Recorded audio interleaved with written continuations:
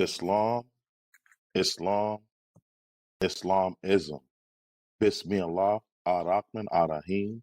First and foremost, I'd like to rise to my highest of heights and give all perfect praise to our Father God Allah, acknowledging our ancestors, known and unknown, recognizing and naming all true and divine prophets, Jesus, Muhammad, Buddha, Confucius, and the last prophet in these days and times, our illustrious Hebrew prophet, Noble Jew Ali, in his first, second, and third form.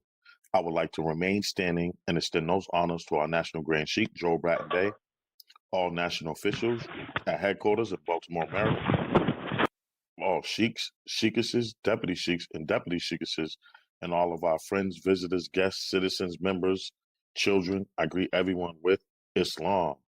Today's date, for the record, is July 18th, 2021, according to the Gregorian calendar. And as always, we open with paying homage to our Mother, Father, God, Allah.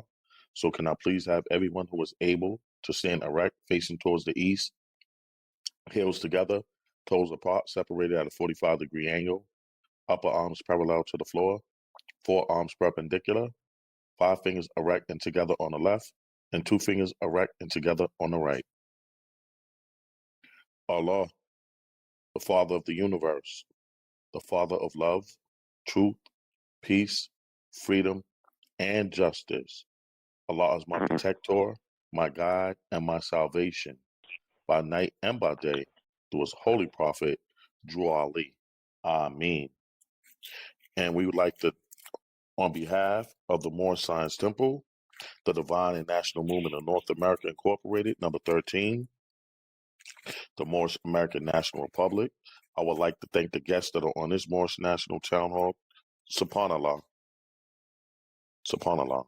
We'd like to welcome you all to our National Town Hall Educational Forum call, being brought to you by the Moorish Science Temple, the Divine and National Movement of North America Incorporated, number 13, the Moorish American National Republic, under the guidance and direction of our National Grand Sheikh, Joel Bratton Day, and I am the moderator this evening, Deputy Sheikh Cornelius Sanders Bay, calling out of the Massachusetts Commonwealth, and we'll be going into our administrative announcements. On behalf of the Moorish Science Temple, the Divine and National Movement of North America Incorporated, number 13, the Moorish American National Republic, I would like to thank the guests on this Moorish that are on this Moorish National Town Hall meeting and for joining us this evening. Our prophet, Noble Jew Ali, founded the ancient Canaanite temple in 1913 in Essex County, New Jersey. Later, in 1916, his missionary work was entitled The Moorish Divine and National Movement. In 1917, he transferred the movement to Cook County, Illinois. In 1925, the temple was called the Moorish Temple of Science. In 1926, the temple was incorporated as a civic organization. In 1927, the temple was unofficially adopted as the Moorish Holy Temple of Science.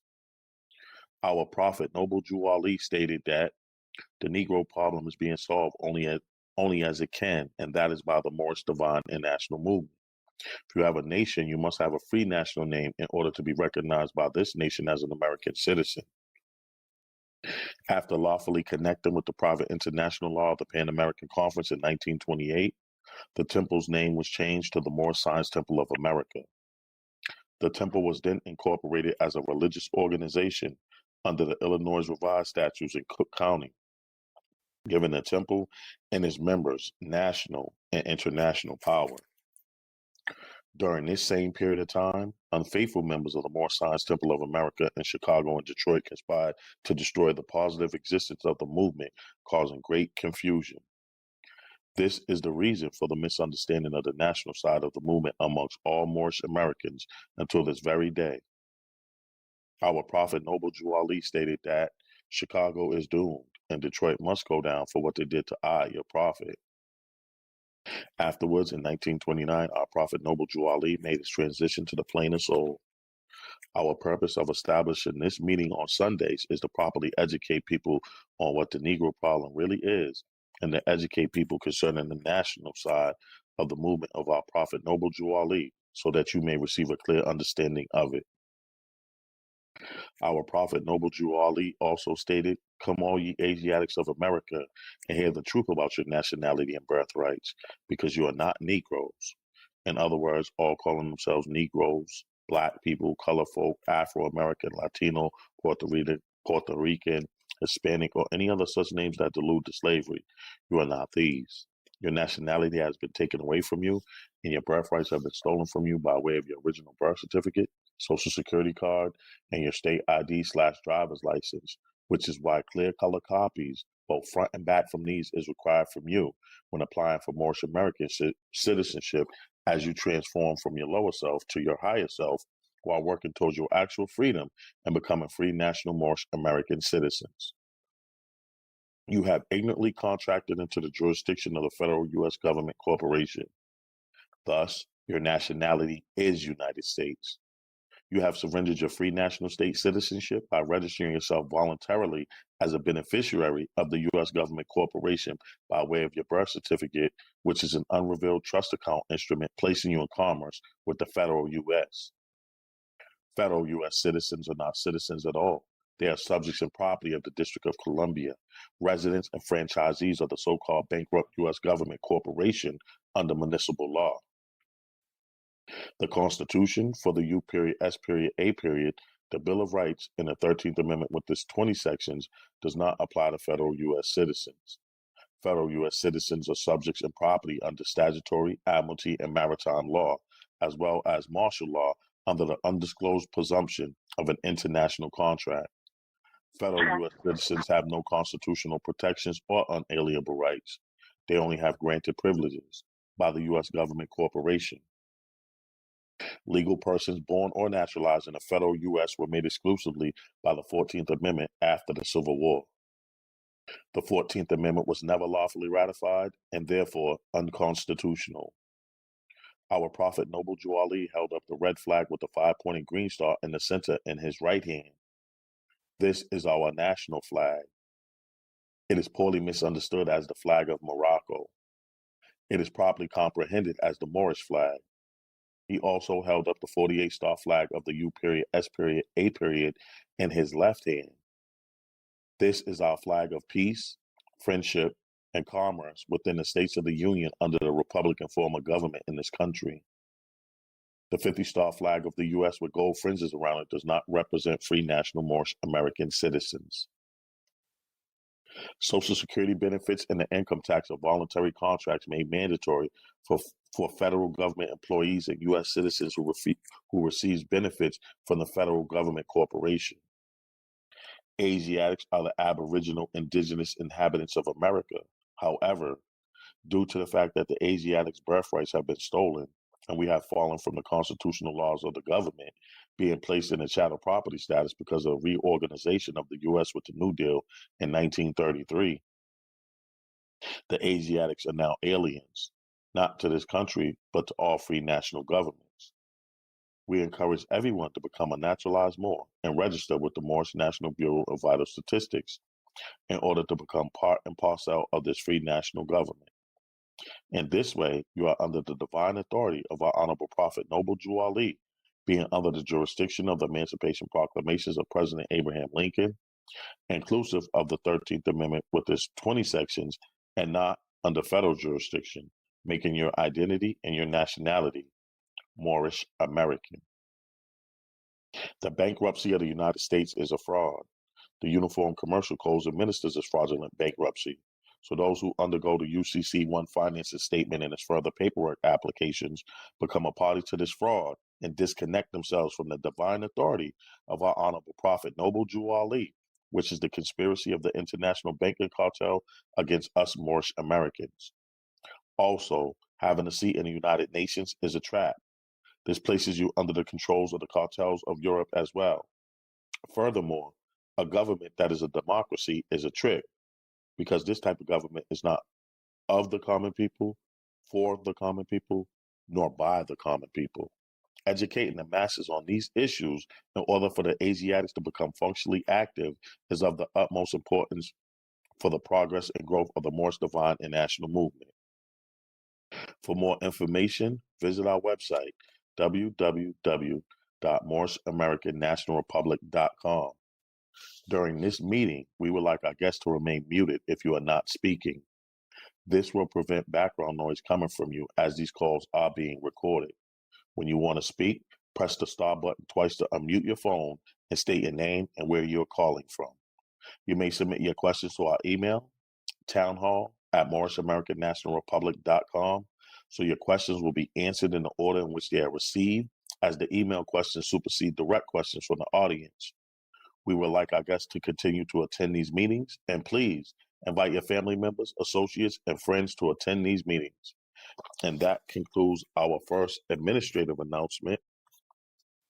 And our next administrative announcement will be coming by way of our Sunday school, which will be given by Deputy Sheikess Ariana Sanders Bay. Islam there, beloved, you can press star, and you have the floor.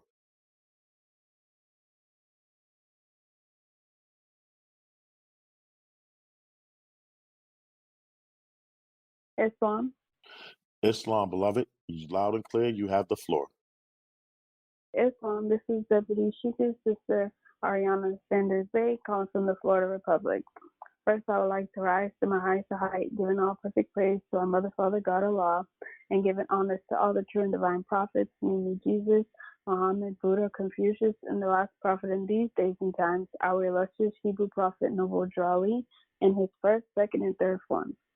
I would like to remain standing and extend those honors to our National Grand Sheikh, Joe Bratton Bay, all national officials at headquarters in Baltimore, Maryland, all sheikhs, sheikesses, deputy sheikesses, and to all that are on the call, Islam. The Divine and National Movement of North America, Incorporated Number 13, the Moorish American National Republic, expects the presence of all members and invites the public to join us every Sunday at 12 p.m. Eastern Standard Time for our Moorish Sunday class conference call. Please join us by calling 443-961-4434. All Moors currently naturalized through the Moorish American National Republic and who have not already done so are requested to forward an email to manrsundayschool@gmail.com. This will confirm your registration and allow you to receive your information packet. Please include the names of all children, their ages, birthdays, and school grades. Also, we are requesting that members send us family pictures for posting on our website, pictures of Moorish families studying, working, pictures of Moorish families studying, playing, working, etc., and in unity. This is highly desirable. Please be advised that submission of your photo constitutes your permission to post. To submit your photo, send via email to sundayschool@MoorishamericanNationalRepublic.com. Again, the Moorish American National Republic Sunday School conference call is at 12 p.m. Eastern Standard Time, and we invite the public to please join us by calling 443-961-4434. We had a delightful and profound class today. You can listen to today's class at www.MoorishamericanNationalRepublic.com. We look forward to exercising our five senses together with you, manifesting guidance for our nation. Islam and peace. Islam. And thank you for that administrative announcement, Deputy Sheikess Ariana Sanders Bay. Appreciate you much, beloved. Our next administrative announcement will be coming by way of our Moorish School and Law History Board of Education, and it'll be given by our administrative assistant, Deputy Sheikess Carla Green Eel. Islam there, beloved, you can press star, and you have the floor. Islam. Islam, Deputy Sheikess Carla Green Eel, trusting all is well with you. Definitely vibrations is loud and clear. Trust all is well with you and the family, and you have the floor. Islam, and thank you much, Brother Deputy Sheikh Cornelia Sanders Bay. Islam family, this is your sister, Deputy Sheikess Carla Green Eel from the Massachusetts Commonwealth. I rise to my highest heights and give all perfect praises to the Mother, Father, God of the universe, Allah. I give honors to all of our ancestors, known and unknown.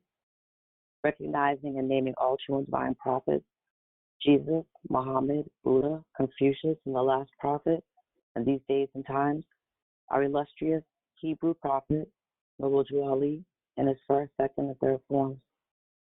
Extending honors to our National Grand Sheik, Joe Bratton Bay, all of our national and local officials, all sheiks, sheikesses, deputy sheikesses, all of our children, students, members, guests, and citizens. I greet you all with Islam. Peace and greetings. The Moorish Science Temple, the Divine and National Movement of North America Incorporated, number 13, the Moorish American National Republic, requires from everyone desiring to proclaim their Moorish American nationality to fill out and complete an application for Moorish American citizenship and 3-course registration forms for each of the Moorish law and history courses, which I'll explain later. Many people question, why do we have to fill out paperwork and submit copies of our personal documents? This is the reason. We must know who you are, your background, previous affiliations, work history, physical abilities, education, skills, training, etc. First of all, these documents do not belong to you. They belong to the federal government. So you must remember that in their jurisdiction, you are an artificial corporation under civil rights and granted privileges. Secondly, we require these documents because once you are a free national Moorish American citizen, your file will be in the Moorish National Bureau of Vital Statistics, which is set up for each natural person. These Moorish documents that you'll be receiving at the time of your naturalization are prepared from these documents. The most important page in the application is the self-audit page. This allows you to make sure you know the appropriate attire to wear during naturalization and are submitting the required documents, fees, and photos. The documents must be clear-colored copies for clarity and authenticity. The photos must be passport size. We use the photos for your nationality and ID card. Please have your national and religious headdress on and write your names on the back of the photos. The application process is reviewed each week because applications are received in the National Registrar's Office either with incomplete applications, no photos, or no documents.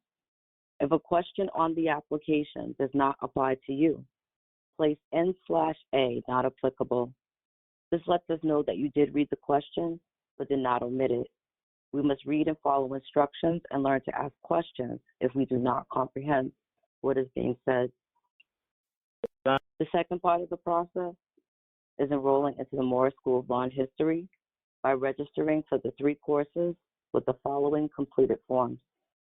1, a warning from the prophet class form. 2, be it known class form.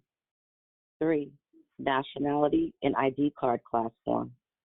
4, course rules and agreement form. Visit our website, www.moorishamericannationalrepublic.com, and download the application and registration forms. These forms will have the full instructions, requirements, and prerequisites for the classes. Also, mail your application an updated copy of your resume. You're not paying for your nationality. Your nationality is free of charge.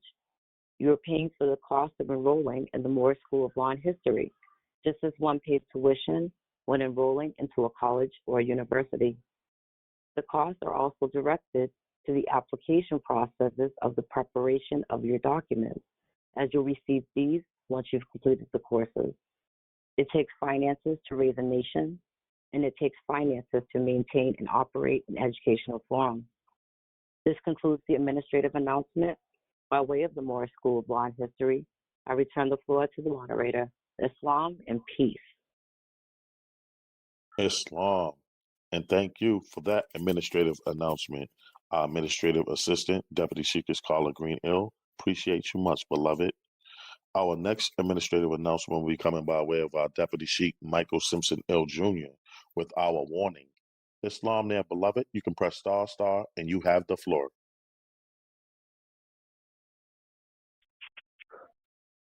Islam there, Deputy Sheik Sanders Bay, all is well. Islam Deputy Sheikh Michael Simpson L. Jr. All is truly well. Trusting all is well with you and the family. Your vibrations are strong and clear, and you have the floor.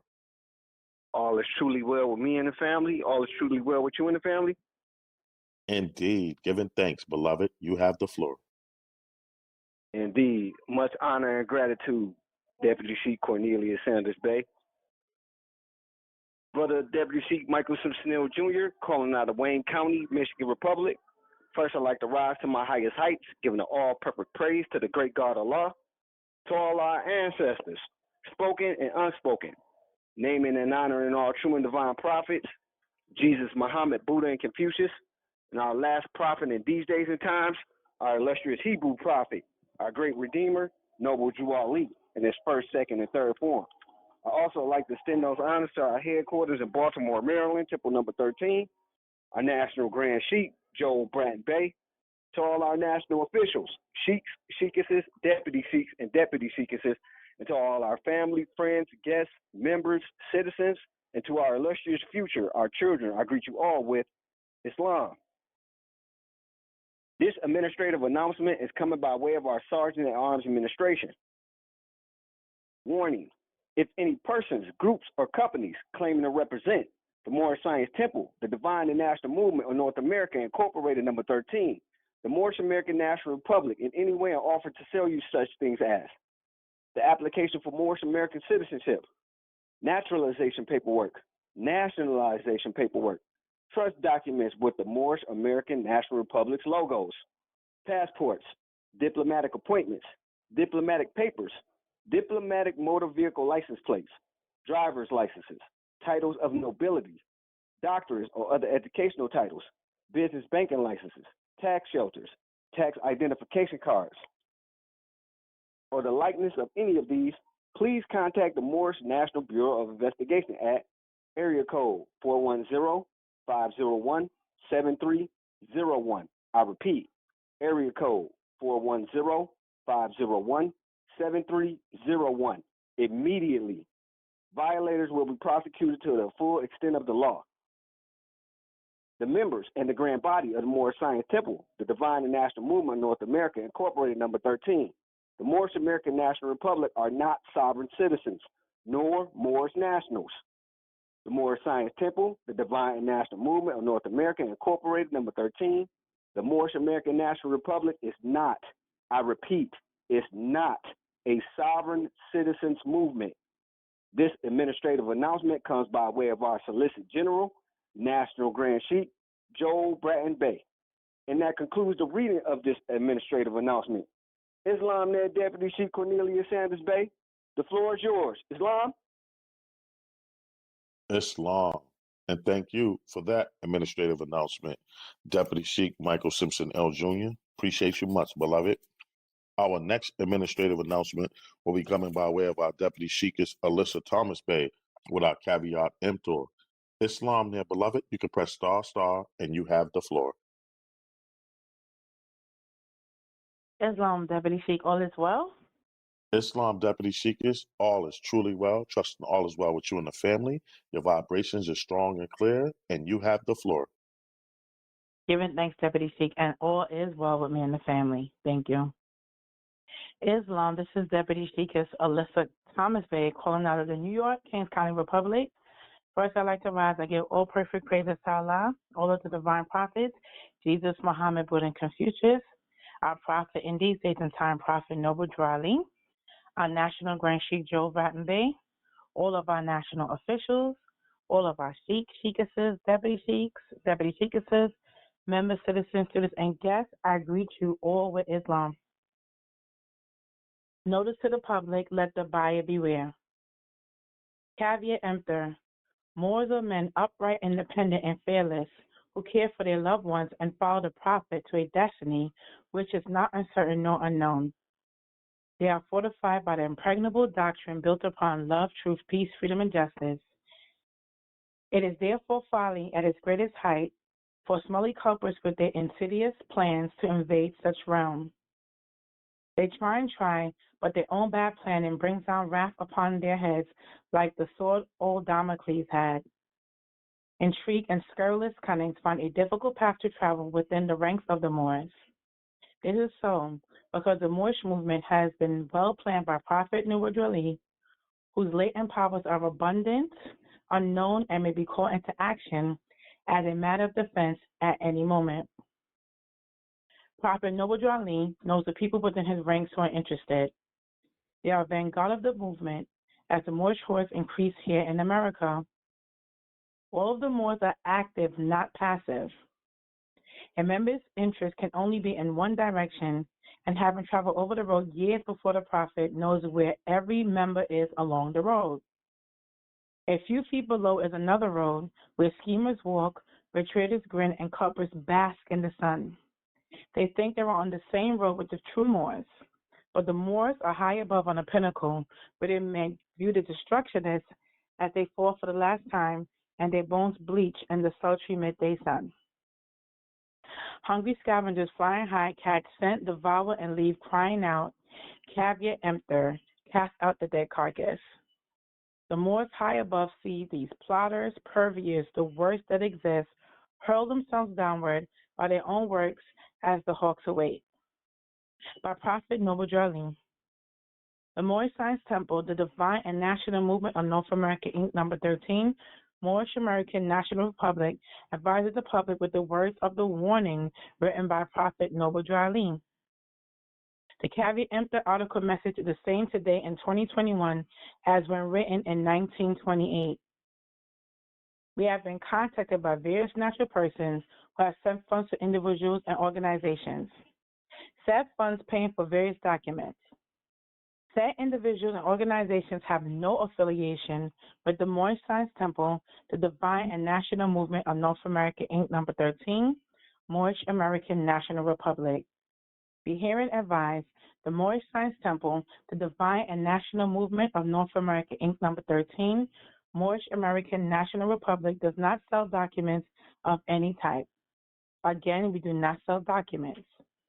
Again, be herein notified that said individuals and organizations have no affiliation with our organization, the Moorish Science Temple, the Divine and National Movement of North America, Inc., number 13, Moorish American National Republic. Some of said organizations have mirrored names which read closely to ours. Therefore, pay close attention to whom it is you are sending your funds, as the Moorish Science Temple, Divine and National Movement of North America, Inc., number 13, Moorish American National Republic, carries no liability for funds sent to these individuals and organizations. There may be others, yet the three I'm about to list have repeatedly been cited by those natural persons as the parties to whom funds were sent under guise of sending said funds to our organization. 1. R.V. Bay Publications. 2. The Moorish National Republic, the federal government, the Moorish Divine and National Movement of the World, the Moorish Science Temple of America, and 3. Bureau of Moorish Affairs, Moorish State University. We will update this list as necessary. Trustly, the public is advised. Let the buyer beware. That concludes my administrative announcement. I say Islam and peace, and I return the floor to the Deputy Sheikh. Islam. Islam. And thank you for that administrative announcement, our Deputy Sheikh Alyssa Thomas Bay. Appreciate you much, beloved. Our next administrative announcements will be coming by way of our Deputy Sheikh Norma Solomon Ill with our National Holy Night conference call and our Sisters Auxiliary. Islam there, beloved. You can press ***, and you have the floor. Islam, Deputy Sheikh, can I be heard? Islam Deputy Sheikh Norma Solomon Ill. You can be heard loud and clear. Trusting all is well with you and the family, and you have the floor. Islam, praise Allah, all is truly well with me, my good brother, and I'm grateful that all is well with you and yours, as well as all of the other announcers before me. Islam to the family. This is Deputy Sheik's sister, Norma Solomon Ill, calling out of the Bronx County in the New York Republic. First and foremost, I rise to my highest heights. giving all perfect praise and the highest honor to Allah, the Mother, Father, God of the universe. I give honor to all true and divine prophets, Jesus, Muhammad, Buddha, Confucius, and to our illustrious Hebrew prophet in this new era of time, Prophet Noble Drew Ali, in his first, second, and third form. I remain standing, giving honors to our National Grand Sheikh, Joel Bratton Bey, to our Grand Body, to all of our officials nationally and locally, to all of our sheikesses, our sheiks, to our deputy sheikesses, to our deputy sheiks, to all of our citizens, members, students, children, and any guests that may be on the call this evening, I greet all in and with Islam. The first announcement is coming by way of our National Holy Night Conference Call. Friday is the holy day for all Muslims all over the world. Islam, all Muslims. The public is invited to join our National Holy Night Conference Call Friday evenings at 9 p.m. Eastern Daylight Savings Time. If you live in an area without a temple, or you are unable to attend your local Holy Night meeting, our National Holy Night Conference Call is here for you. We invite the public and all members to join our National Holy Night Conference Call at 443-961-4434 every Friday as we celebrate the closing of one creation and the opening of the next. Come give thanks to your creatress, creator, and exercise your five senses, celebrating and commemorating the divine unity of Holy Night. 443-961-4434 every Friday, 9 p.m. Eastern Daylight Savings Time. See you at our Holy Night meeting. Thank you and peace. Our next administrative announcement is coming by way of our sister auxiliary, Islam. Bear with me a minute, Muslims.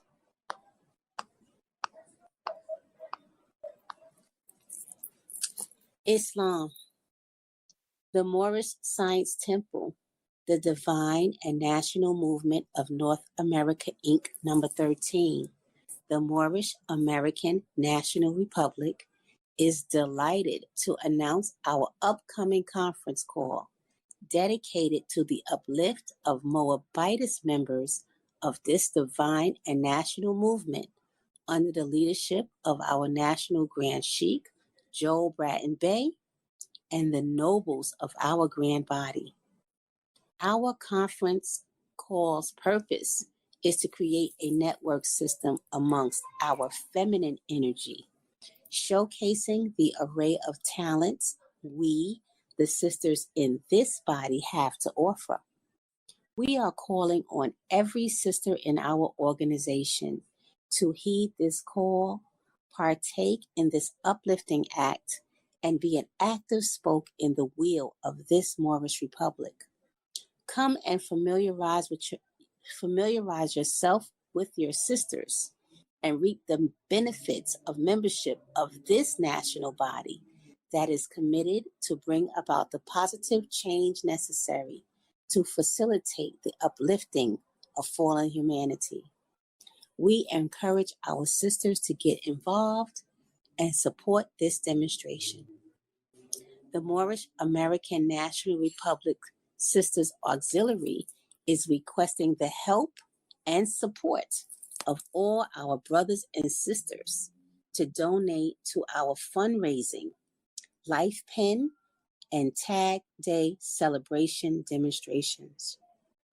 Show pride in your movement and support the Sisters Auxiliary as we assist in the uplifting of fallen humanity by donating $1 for a life pen, $3 for a tag, and $5 for a magnet. All three are designed to inspire, unite, and encourage dialogue about this great movement and our illustrious Hebrew prophet, Noble Drew Ali. This Moorish regalia can be viewed on our website, www.moorishamericannationalrepublic.com. Simply type in the Sister Auxiliary in the search option. If interested in joining the Sister Auxiliary or any member wishing to order regalia, please send an email to sisterauxiliary13@gmail.com. That is SISTERAUXILIARY13@gmail.com. Please make note of your request in the subject line, whether it is membership, life pens, tags, or magnets. Please leave your contact information, including your email address and phone number. Our next Sister Auxiliary meeting will be held this upcoming Thursday, July the 22nd at 8 p.m. Eastern Standard Time. Again, family, thank you for all your support.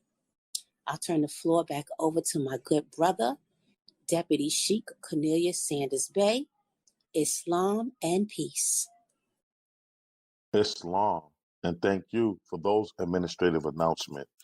Our Deputy Sheikh is Norma Solomon Ill. Appreciate you much, beloved. Islam. At this time, if there's any announcements from any of our national officials at this time, you can press star, and you have the floor. Islam. Islam, that sounds like Sheikh Lawrence Young Bey. Islam is Islam. How are you and family? All is truly well with me and the family. Trusting all is well with you and the family. It's always a pleasure to hear your vibrations, and you have the floor. Thank you, Mo. Islam. I'm Sheikh Lawrence Young Bey, National Treasurer and Divine Minister out of the North Carolina Republic. First, I rise giving all perfect praises to Allah and to honor our ancestors. Some we know of, some we don't. To all our true and divine prophets, just to name a few, Muhammed, Buddha, and Confucius, and Jesus. And the last prophet in these days and times, our Redeemer, our illustrious Hebrew prophet, Noble Drew Allah, the first, the second, and the third form. I extend my honors to the forerunner for Noble Drew Allah, Marcus Mosiah Garvey, and to our National Grand Chief, to the Grand Body, to the Sheikhs, Sheikhesses, Deputy Sheikhs, Deputy Sheikhesses, brothers and sisters, and parents and students in our Sunday school, and everyone on the call. I greet you with peace, peace, peace, and which means Islam, Islam, Islam. This administrative announcement is to the members. When mailing your dues card, please include your dues card with a photocopy of your dues card. As far as the dues is concerned for officers, and that's officers that is sheikhs, sheikhesses, deputy sheikhs, and deputy sheikhesses are considered officers. They will pay $35. All members will pay $20. That's brothers and sisters who pay $20. In the upper right-hand corner of your dues card, you will see the letters DON and a blank line, which stands for date of naturalization. Write the date you were naturalized up in that corner, in the right-hand corner. If DON is not written in the right-hand corner, write the date you were naturalized in that corner anyway. Make 2 copies. Keep 1 copy home for your record. Include the month and year you're paying your dues. Also, if you change your address, please indicate so with a note when you mail your dues card. This is so we can update and mark the records correctly. This concludes my administrative announcement for the Moorish Science Temple, the Divine and National Movement of North America Incorporated, number 13, Moorish American National Republic. I turn it back into the hands of Deputy Sheikh Cornelius Sanders Bey, Islam, and thank you for the time, Lou. Islam. And thank you for that administrative announcement, Sheikh Lawrence Young Bey. Appreciate you much, beloved. Appreciate you too, brother. Islam. And at this time, if there's any announcements from any of our national officials, you can press ***, and you have the floor.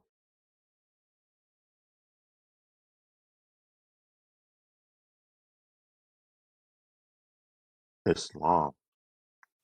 Well, we don't have any announcements, so we're going to get into these thought-provoking questions and get some dialogue going and get these questions answered and break it down. All right. We have at this time, we have a total of 40 lines on the call. We'd like to thank you all for your presence and your energies, because you could have been anywhere this evening, but you're here with us, and we definitely appreciate your presence and your energies.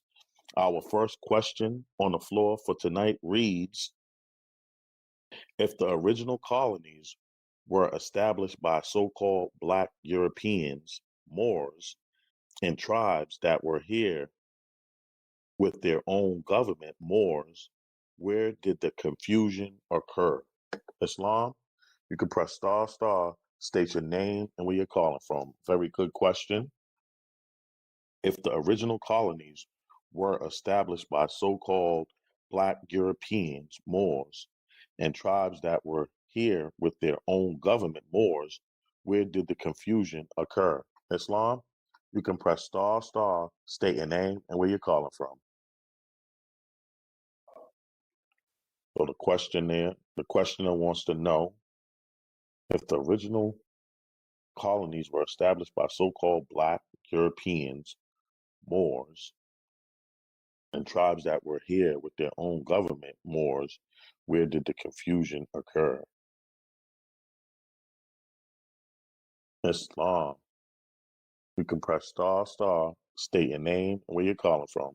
We'd love to hear from you. Islam, if the original colonies were established by so-called Black Europeans, Moors, and tribes that were here with their own government, Moors, where did the confusion occur? So the person is trying to find out that the original colonies were established by so-called Black Europeans, Moors, and they were here with their own government, Moors. Where did the confusion occur? So the questionnaire is definitely hunting for some information. Islam? Islam. Islam? Islam. This is Deputy Sheikh Alyssa Thomas Bey. Rewriting to my highest heights, giving all perfect praises to Allah, all the divine prophets, Jesus, Muhammed, Buddha, and Confucius, our prophet in these days, and current prophet Noble Dradley, and all the noble brothers and sisters on the call. I greet you over Islam. I'm going to just simply say this. You hear a lot of things. We hear a lot of stories from history. Some people said it was within the Moors. Some people say it was started by mulattoes. We hear a lot of different stories. But one thing I do know for sure, in any type of organization, group, anything throughout history, there's always going to be people that come in and they divide and conquer. There's always going to be people that infiltrate. And then what happens is, when there's no unification between the people that establish things, doubt always creeps in people's minds, and they stop working together. So when we think about history and we think about these factors, we just have to understand that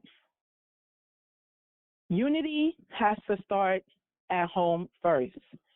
Unity and working together. And just because something is established doesn't mean that things doesn't go wrong, doesn't mean that there's room for error, doesn't mean that things slip in between the cracks. But what matters is our mentalities, our hearts, the interests that we have, and that determines whether or not our bond is strong, whether it's Moors that weren't on the same page, whether it's mulattoes, whether it's Europeans that came in, infiltrated, put a bug in somebody's ear, it still all starts with us. But from what I understand, it was a lot of divide and conquer, a lot of whispering, a lot of people saying things and infiltrating, and then a lot of us fought amongst each other. And that's something that still happens to this day. So just like how you see movements and you see brothers and sisters, and we have something special and strong, we got the truth here. But a lot of times things happen and a lot of people start pointing the finger at each other, fighting each other, and then there's room that lapses, and then there's a lot of separation. So if we're strong and unified and we hold on to our foundation, then it's very hard for any type of people, even if it's our own people, other groups of people, to come in and break what we have. So that's what happened, in my opinion, me using my five senses. I hear a lot of stories, but it all deals with us. Us being strong, united, what we listen to, what we allow in our circle, and what we push out. And with that, I like to say Islam and peace. Islam. And thank you for getting the ball started and getting us rolling with a beautiful demonstration and demonstrating the feminine energy. Appreciate you much, Deputy Sheikis Alyssa Thomas Bay. Islam. Islam. Islam. Islam. That's Deputy Sheik Roy Bay. Yes, sir. Yes, sir. Live from NYC. First, I rise to my highest heights and give praise to Allah, the great God of the universe, who is almighty, eternal, and incomprehensible. The universal governor of this world seen and worlds that are unseen. I give honors to John the Harbinger, also known to us as the Honorable Marcus Mosiah Garvey, both harbinger and forerunner to the prophet. I give honors to all true and divine prophets, naming Jesus, Muhammad, Buddha, and Confucius. I give honors to all you Asiatic Muslims on the call, our executive government headquartered out of Baltimore, Maryland, our National Grand Sheikh, Brother Joe Bratton Bay. I extend those honors, the highest of which the Prophet Noble Drew Ali in the first, second, and third form. Well, you know, I'm going to add on. First and foremost, let me give some high honors to Deputy Sheikis Alyssa Thomas Bay. Awesome commentary, got the ball rolling. All right, so praise Allah. But the fall of Rome was not a one-day event. It was an internal practice that led to the fall over a protracted period of time. And most nations that have ever fell, they normally fall from two components, either an internal confusion where they're fighting amongst themselves, or an external where they're being attacked and their city walls are being breached by way of agent provocateurs, sellouts, snitches, and turncoats. And so I think the question that was asking, where did the confusion start? Well, we need not turn a cold eye to history. Current day events tells us where it starts. Because as Sister just stated, it's still ongoing, hasn't stopped. When the Moors got pushed out of Spain, after Brother Tariq ibn Aziz seized the Rock of Gibraltar and ruled there for 700 years, One of the internal conflicts that we had was chasing too many goddamn white women. And this is one of the main things how the Spaniards and others who had a growing disdain and sentiment for the Moors who had ruled them for so long, they was able to capitalize on that, and they hit us with the right hook and the uppercut with the romance by sending in their women like the Romans used to do to destroy the enemy. The problem is always us, at least in recent histories, where others have came in and seen two brothers fighting, and when the two brothers got finished fighting each other, the enemy inherited the land. In some cases, as it's been popularly stated here in this organization, and even outside others, I believe, we bought them in, you know. We start to marry in these people who are not of our bloodline lineage. We don't share the same DNA with these people. And this is an actual fact. You can do the study on it. We're two different peoples, two different cultures, two different tribes, two different everything. And so we trust them because, as the scripture says regarding the so-called white man, and his words are like butter. He know how to talk real smooth on CNN and Fox News. He talks so smooth today like he did in the days of old where he took the land from us. He got everybody running to get a vaccination shot today. That's how smooth and gangster he is. See? And the individuals who took all this land, not just from us, but from other people as well in history, understand the difference, the socio-scientific difference between a white man, so-called, and the white man. Pay attention to that. There's a big difference there. So we had a hand in our own destruction. So we got to be accountable. Shaking hands with the devil, slapping high fives with Satan. When Spain and others wanted to conquer us, they married two different European nations to up the ante in their numbers to come against us. That was a part of the pushing the Moors out of Spain. We came right over here, and as we do all the time, this is why our people have an uphill battle to climb. Because no matter what happens with us and them, as soon as the great white father put his head nod of approval on it, it's a genuine go. And they come in every time, and they clean us up and wipe us out. They inherit the land, become the landlords, and charge us taxes. Do they not? The point of origin as to the confusion, it starts with us too. Because we are sick with that krakatosis syndrome of jealousy, envy, and self-hatred. I can't stand to see this brother coming up. Man, who this sister thinks she is? They hear us talking. You think that thing that just happened with Rise of the Moors was something that took place out of a vacuum out in Massachusetts? No. They watching, they listening. They letting you know they tuned in all the time. They rewinding the videos back, seeing who's who and what's what. And then they start with a small few. And then they start to work their way up the ladder until they shatter the glass on the ceiling. So we are our own worst enemy when it comes to our own freedom and independence. Others just came in and took advantage of our stupidity. And they're continuing in 2021 to further capitalize of our ignorance and destruction. And they intend to keep us as far down as they possibly could. So, yeah, they had a hand in it too. Other people, the Arabs.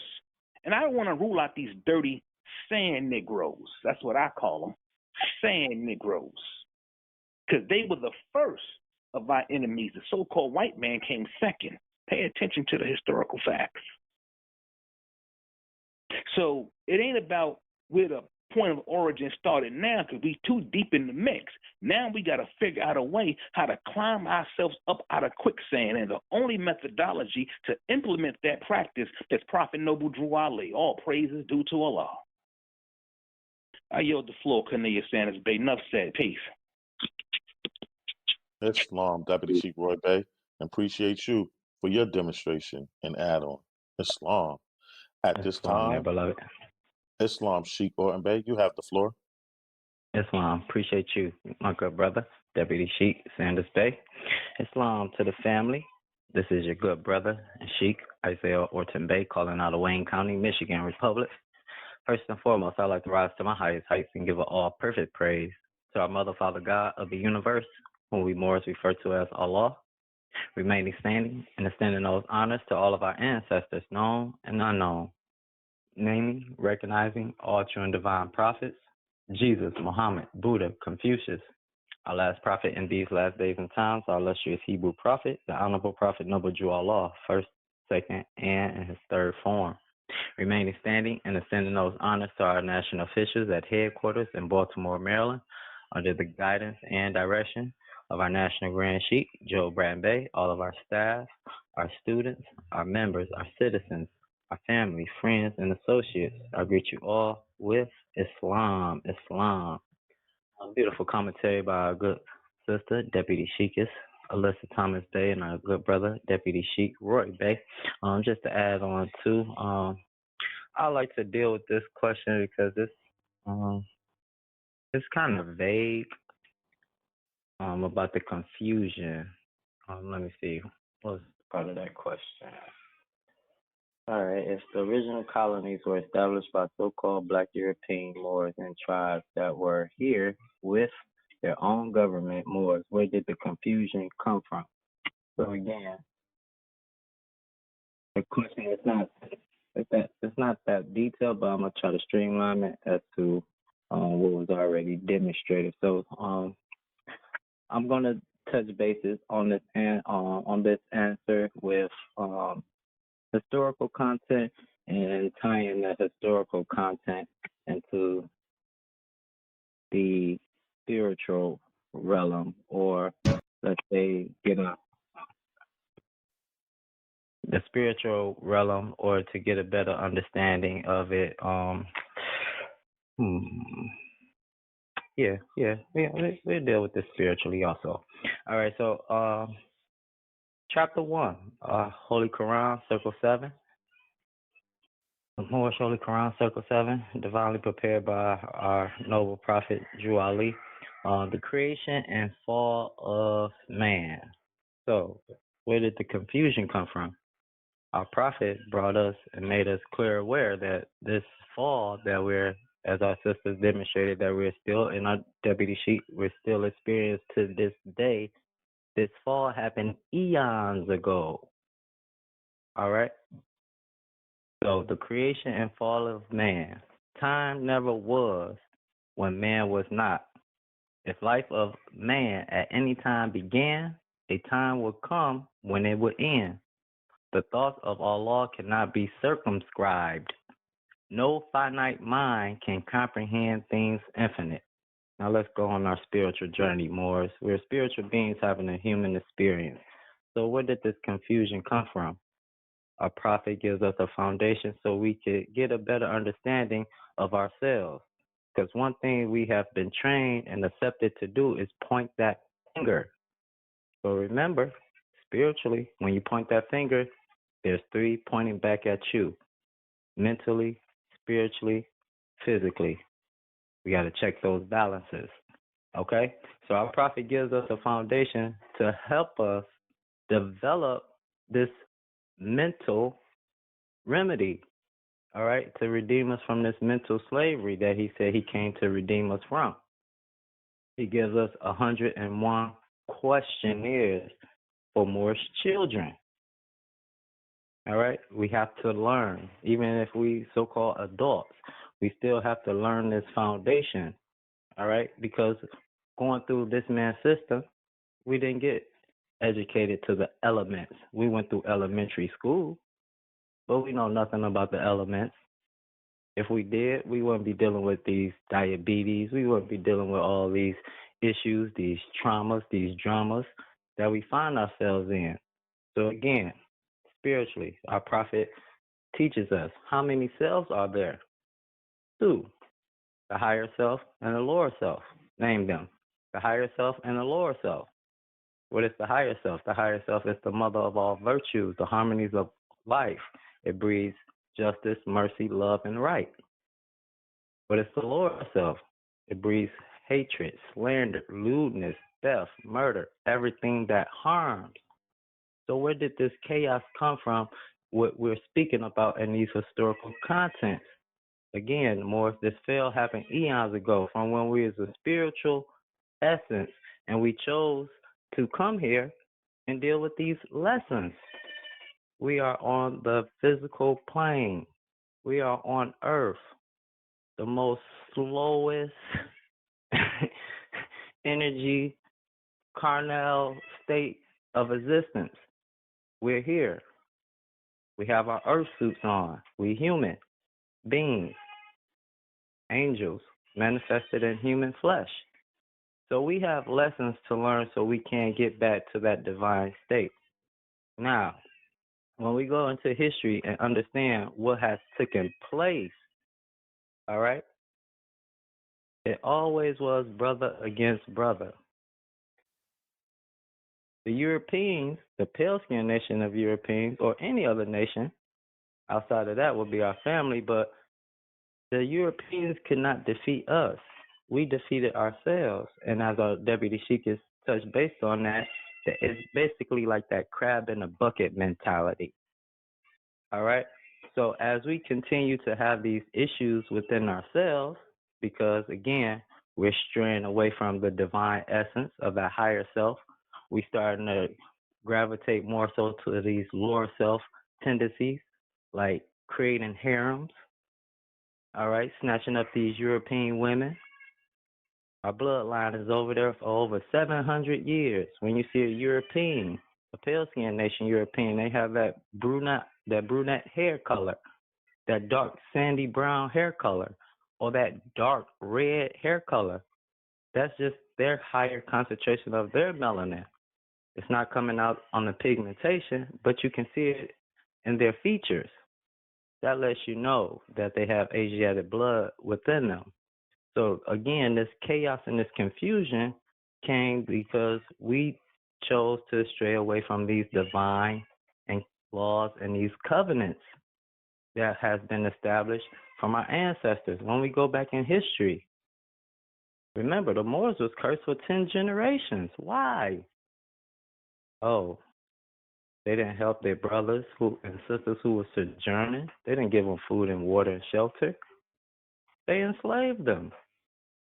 But praise Allah for our beloved sister, our grandmother, our great-great-mother, Ruth, the Moabitess, who restored that faith, that faithfulness, and got us back in line.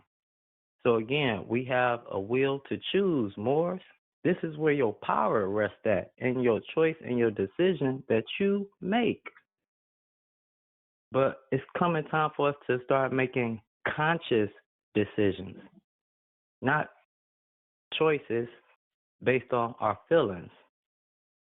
This is how we can start to create confusion or chaos. Our National Grand Sheik shares this information. Indian Givers, a great book, goes into showing you how we assisted the colonies with establishing themselves. All right? And it was supposed to be 50 chiefs, Moors, but only 35 showed up. So some of the Moors said, I don't want to deal with them. No, I ain't dealing with them. But we still had the majority that did. No unity right there. So what can happen? How many cells are there? Higher self, lower self. We have to start to understand this energetic energy. This energy. It's not the people. It exists. You got positive, you got negative. We have two spectrums, two extremes. Now the people have the will to choose what they're going to do. You can make choices based off your higher self principles. You can make choices off your lower self principles. Which one is going to rule? The one you choose to feed. So this is why these lessons are very vital for us, so we can start to sharpen up that mental. We have to baptize ourselves in this holy breath of truth. We have to come to the conclusion like, wait, I've been raised wrong. I've been taught wrong. Let me change my thought process. Let me change my mind. The confusion is within self. You got some of them that'll come together and they will embark on that confusion and choose to go that way. All by choice. So that's what I wanted to share in reference to this question. Like I said, it's kind of hard to be detailed with it, but I just wanted to share from dealing with our prophets literature, tying it to historical content, and showing us our spiritual understanding with those lessons. Islam, appreciate you, Deputy Sheik. You got it. Islam, Sheik Orton Bey, and thank you much for that beautiful demonstration and add-on.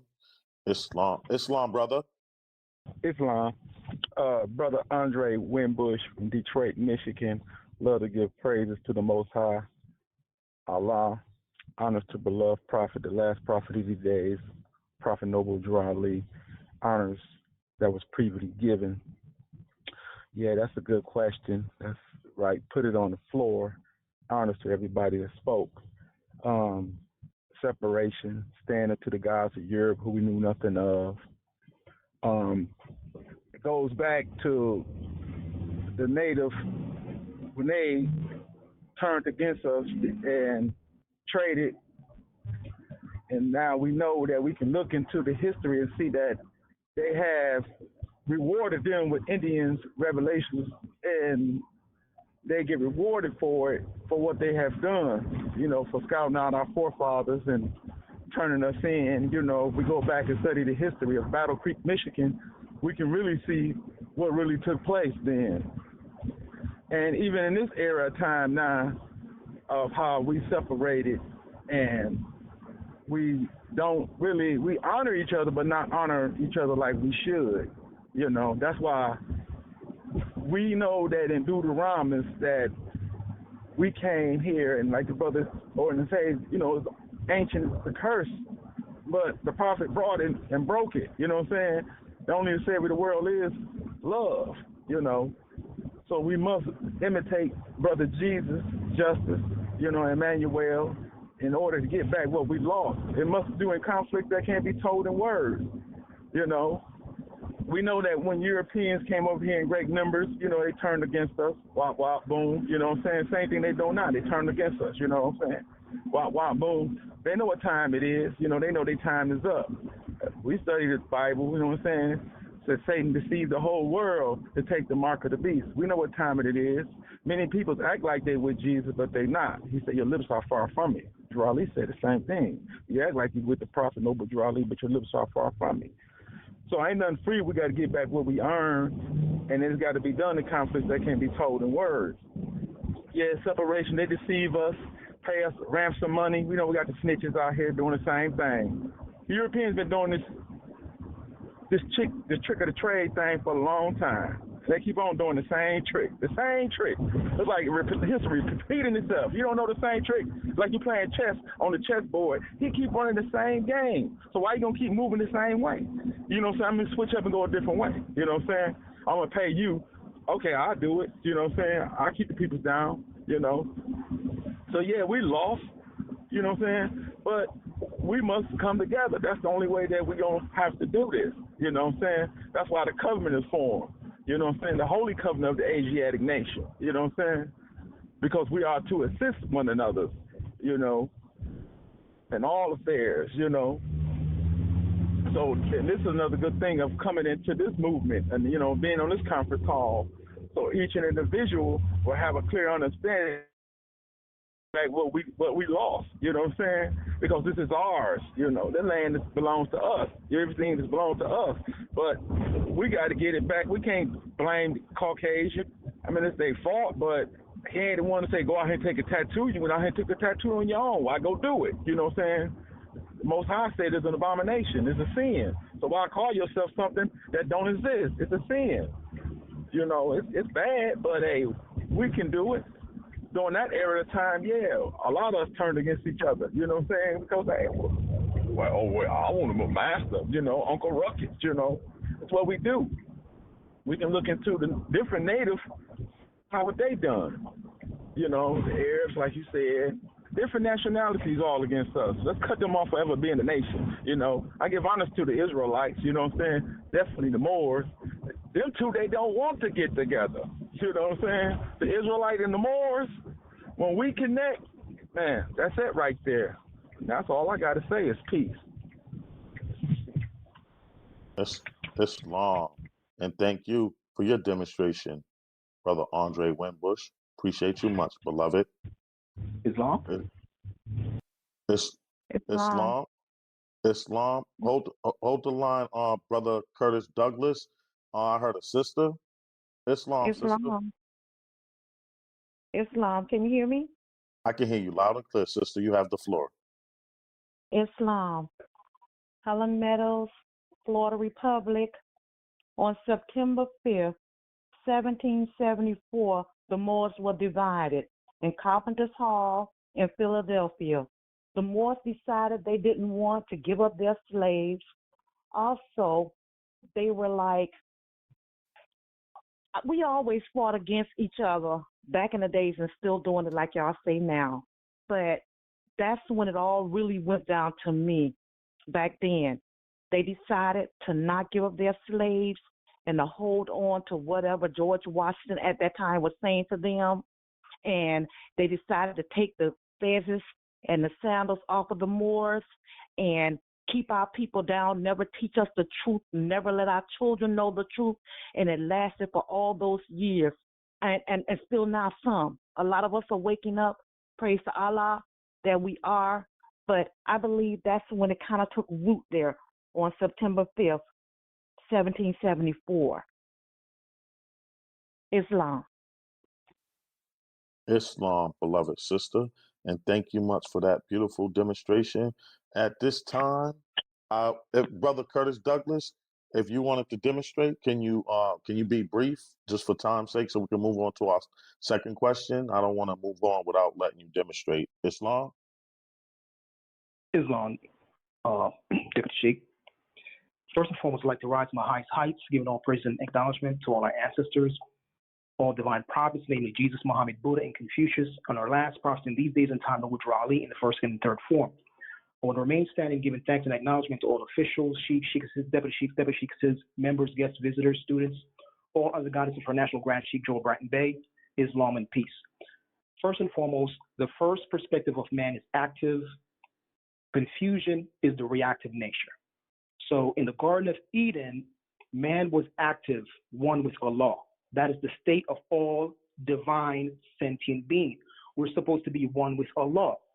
If man does not know that he or she is supposed to be one with their creator, that is confusion. So that is the first fall. The person who asked the question talked about the black colonists. More than likely, they probably read the Negro question, who am I? The reverse edition by our good brother Lee Cummings. He spoke to that. And in his book, I was going to read from it, but being that I was asked to be brief, I will be brief. He speaks about the fact that the 13 black colonies originally were us, the last of which was the German King George out of Germany. He's the individual who basically established Georgia, current state, and pretty much established the whole perspective of slavery. So we know that when the Deputy Sheikh mentioned the whole aspect of the intermarrying and amalgamation, Noble Ali said in Circle 7 Quran that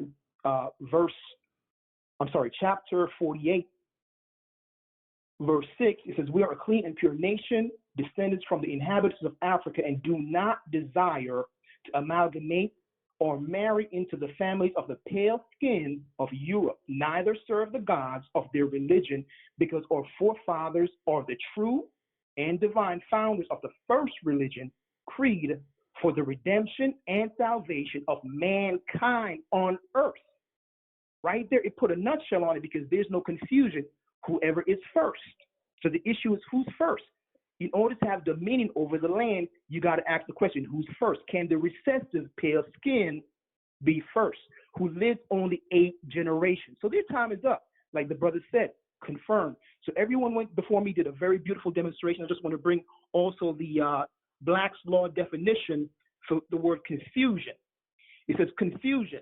This term, as used in civil law and in compound terms, derived from the source, means a blending or intermingling, and is equivalent to the term merger or used at common law.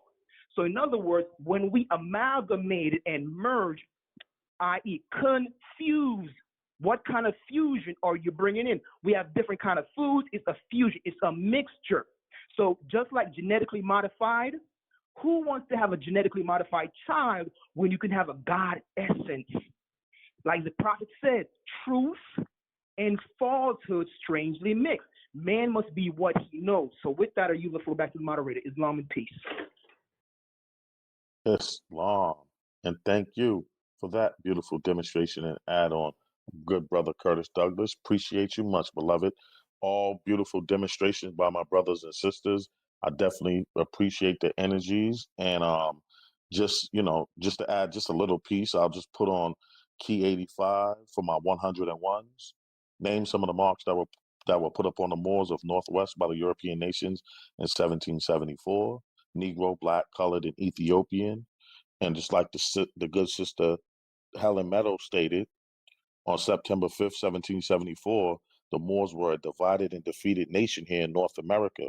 On that date, the 13 European colonies or nations met in Philadelphia in a building known as Comprador's Hall. It was a Masonic convention. Well, I'm not going to go into all of that, but our Circle 7 tells us, our prophet tells us, that in chapter 47, through sin and disobedience, every nation has suffered slavery due to the fact they honor not the creed and principles of their forefathers. That is why the nationality of the Moors was taken away from them in 1774, and the word Negro, Black, and Color was given to the Asiatics of America, who were of Moorish descent, because they honored not the principles of their mother and father, and strayed after the gods of Europe, of whom they knew nothing of. And just to tie it in and connect it, our prophet let us know in Acts 6, our master degree, he stated, with us, all members must proclaim their nationality, and we are teaching our people their nationality and their divine creed, that they must know that they are part and parcel of this said government. So he's bringing us back to said government. When we go back to the said government, that's the 35 Moors and the 20 Europeans. And know that they are not Negroes, colored folks, Black people, or Ethiopians, because these names were given to slave by slaveholders in 1779 and lasted until 1865 during the time of slavery. So I just wanted to add that in. We always can look at our prophets' literature and connect the dots. And to the questionnaire, I hope your question got answered. And at this time, I'm moving on to our second question on the floor this evening.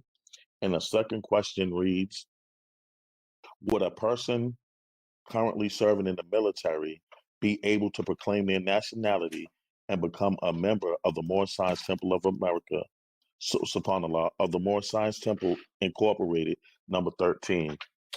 Islam, you can press star, state your name and where you're calling from. Islam? Islam, you have the floor. Yeah, Brother Cornelius Sanders Bay, I'm not going to deal with the question. I'll be real quick. I want Brother Curtis Douglas to give me a call. Go on the website, get my number, give me a call tonight or tomorrow. We'll talk. I yield the floor. Islam and peace. Islam, Deputy Sheikh Roy Bay. Appreciate you. Islam. At this time, our second question on the floor reads, would a person currently serving in the military be able to proclaim their nationality and become a member of the Moorish Science Temple Incorporated, number 13? Islam, you can press star, state your name and where you're calling from. Islam, there, Deputy Sheikh. Islam, Sheikh, you have the floor. Islam, appreciate you, beloved. Islam family, this is your good brother, Rising, Sheikh Isaiah Orton Bay, calling out of Wayne County, Michigan Republic, giving all honors to our Mother, Father, God of the universe, whom we most refer to Allah, giving all honors to our last prophet in these last days and times, our illustrious Hebrew prophet, Honorable Prophet Noble Jew Allah, first, second, and third form. Islam. Yeah, real quick for the question. The answer is yes.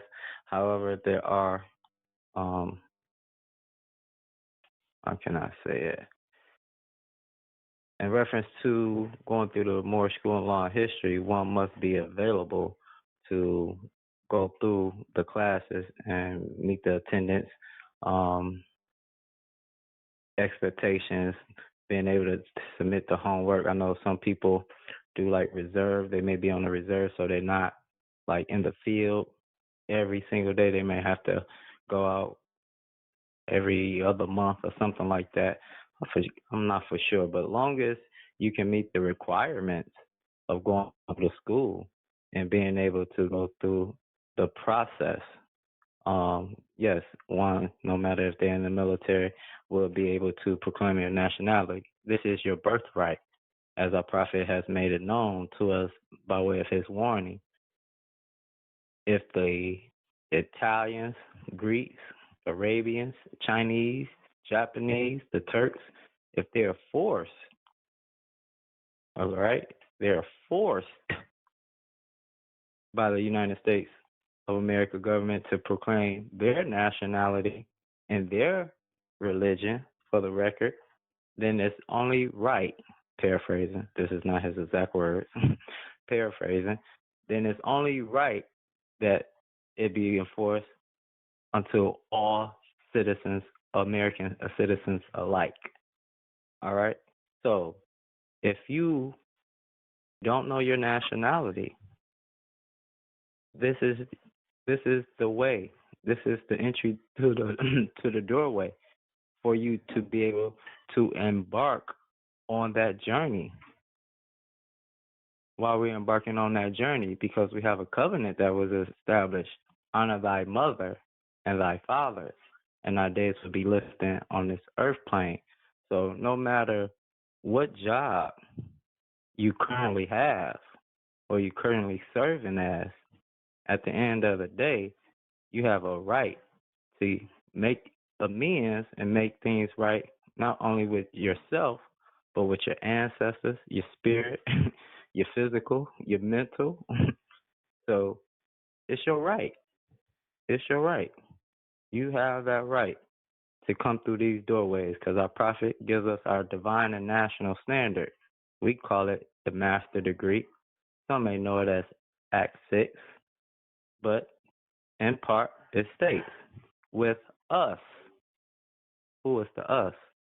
Or if you're looking at that illustration and you see the prophet standing in the doorway, that's you looking into the mirror. That's your reflection. That's who has came and that was divinely prepared and sent to you to help redeem you from the mental slavery that we all accepted and adopted and got us in this current state of conditioning that we are in these days and times. So with us, that includes all. And with that, I'll put a period behind my statements because, and let me hold on. And why all? Because all of us in this northwestern hemisphere does not have a true nationality. So again, with us, all members must proclaim our nationality. And he turned around and sealed the deal and put his divine authority on the record. And we know this as our authority. So there you have it. Us, our. It's plural. It's for all of us. Islam. Appreciate you, Deputy Sheik. You got the floor, beloved. Islam. Islam, Sheikh, and appreciate you for that beautiful demonstration. Islam. At this time, Islam. Islam, sister, you have the floor. Is this Deputy Sheikis, Alyssa Thomas Bay? Yes, it is. Islam, Deputy Sheikis, you have the floor. Giving thanks, Deputy Sheik. Islam, this is Deputy Sheikis, Alyssa Thomas Bay. We rising to my highest heights. I just want to say beautiful demonstration that was put on the floor by Sheik Orton Bay. And I think I know why the questionnaire might ask that question. The Sheik was right and exact. On our end, there's no limitations in reference to you proclaiming your nationality, being a member of our organization. It would just be on you whether you're able to attend the classes and meet the requirements. But I think the reason why the caller might have asked that question, I know that a lot of times in the military, there's a lot of guidelines that they have to go by. And I know one of them is they tell them that they cannot be involved in any organizations or movements or causes publicly that goes against sometime, I guess, their foundation or what they teach. And usually that deals with extremist groups. You know, here at our temple, we are not an extremist group. Everything we do is lawful. The policy of freedom we deal with is permanent parts of the Constitution, the executive will. So that doesn't apply to our organization.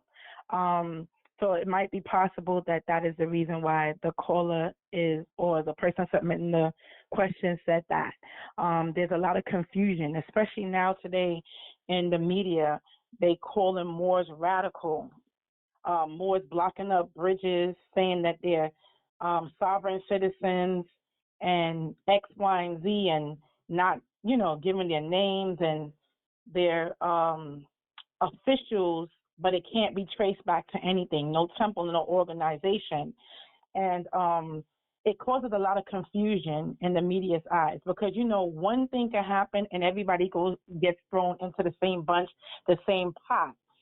So it might just be the reason why they submitted the question. I can only speak for our organization and our temple. We are not an extremist temple.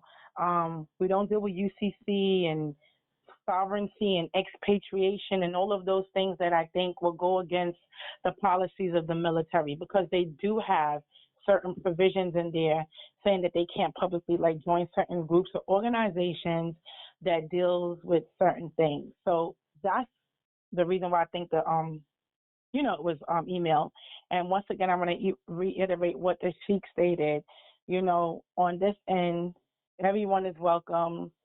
All brothers and sisters are welcome. It's just whether your priorities is going to allow you to take the classes and put in the work and do what you need to do to learn this policy of freedom and work towards your actual freedom. And with that, I'd like to say Islam and peace. Islam. And thank you for that beautiful demonstration and add-on. Our Deputy Sheikess, Alyssa Thomas Bay. I appreciate you much, beloved. Islam, hold the line. I heard two Islams.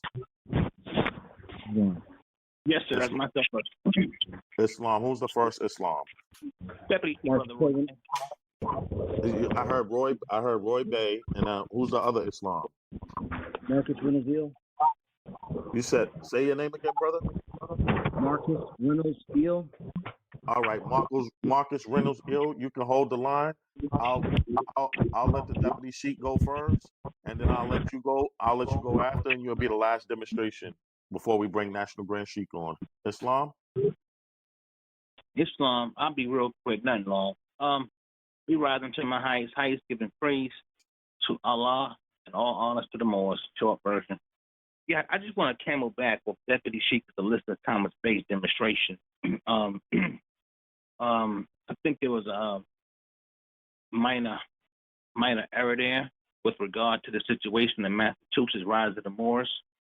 The media was calling them sovereign citizens and things of that sort there, black extremist organizations.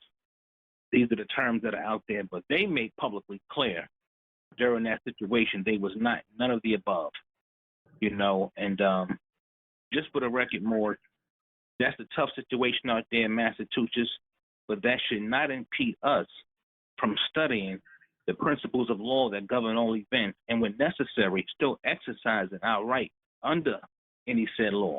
Because there's a lot of intimidation going on out here because our people are waking up. They're waking up, and they're speaking this powerful truth from a lawful perspective. I would like to say it's safe to say that. And, we still have a job to do. We will function under the guidelines of law and not be extreme or radical in how we approach a situation for remedy. But at the same time, we should not be discouraged in our scientific study of these things so that we can get the true fruit of citizens via our civic duty in this society. I yield the floor. Islam and peace. Islam. And thank you much, Deputy Sheikh Roy Bey. Appreciate you much. Islam. Islam, brother Marcus Reynolds Eel, you have the floor, and you'll be our last demonstration before we bring our National Grand Sheikh on. Islam. Islam. Islam, brothers and sisters. This is Marcus Troy Reynolds from Connecticut Republic. At first, I'd like to rise to my highest heights, giving all perfect praise to our Mother, Father, God, Allah, extending honors to all our ancestors, naming all the divine prophets, Jesus, Muhammad, Confucius, Buddha, and our prophet of these days and times, Prophet Noble Jew Ali in his first, second, and third form, remaining standing, giving honors to our National Grand, Joe Bratton Bey, and all the sheiks, sheikesses, deputy sheikesses, and all the members and guests. I greet you with Islam. I just want to read something from our orientation handbook on page 100 dealing with the military. This starts with, it says foundation.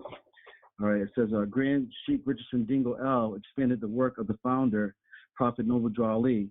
He placed our authority along with our literature in national headquarters on August 19, 1942.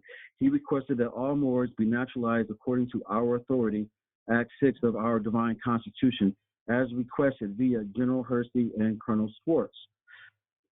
So there you have it as far as being able to be in this organization and how it pertains to the military as part of our foundation. The page goes on under Moorish law and history.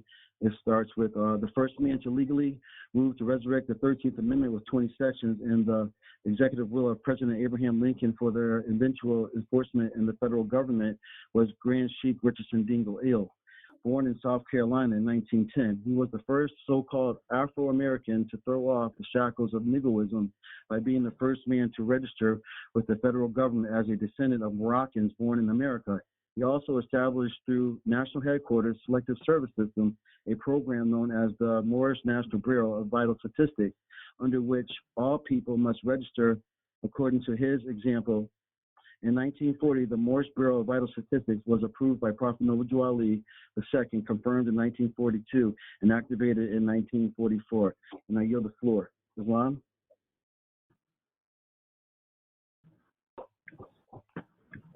Islam. And thank you for that beautiful demonstration and add-on, Brother Marcus Troy Reynolds Ill. Appreciate you much, beloved. Islam.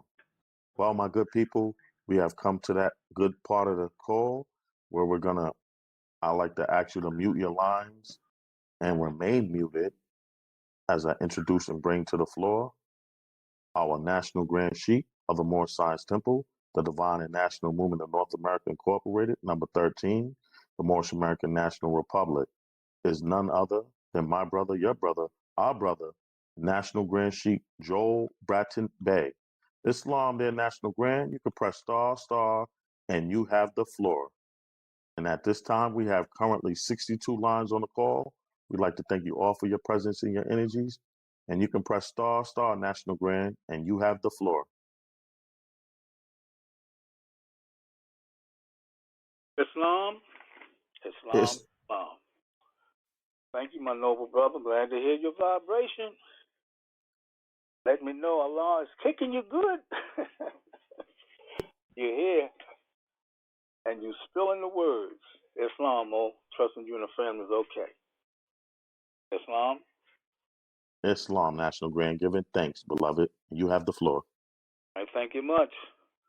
Well, Moses, I want to thank everyone who participated in this call this evening with the commentaries pertaining to the questions. And, it's good that these questions are being presented to us because there's been such a great conspiracy regarding us. And when I say us, I'm talking about the Moorish persuasion, if you will, in society and the laws thereof, and especially the teachings of the Honorable Prophet Noble Jew Ali and what the movement is really dedicated to. So without further ado, as always, I want to rise to my highest height and giving all my love, truly, to our God Allah, who I love so dearly,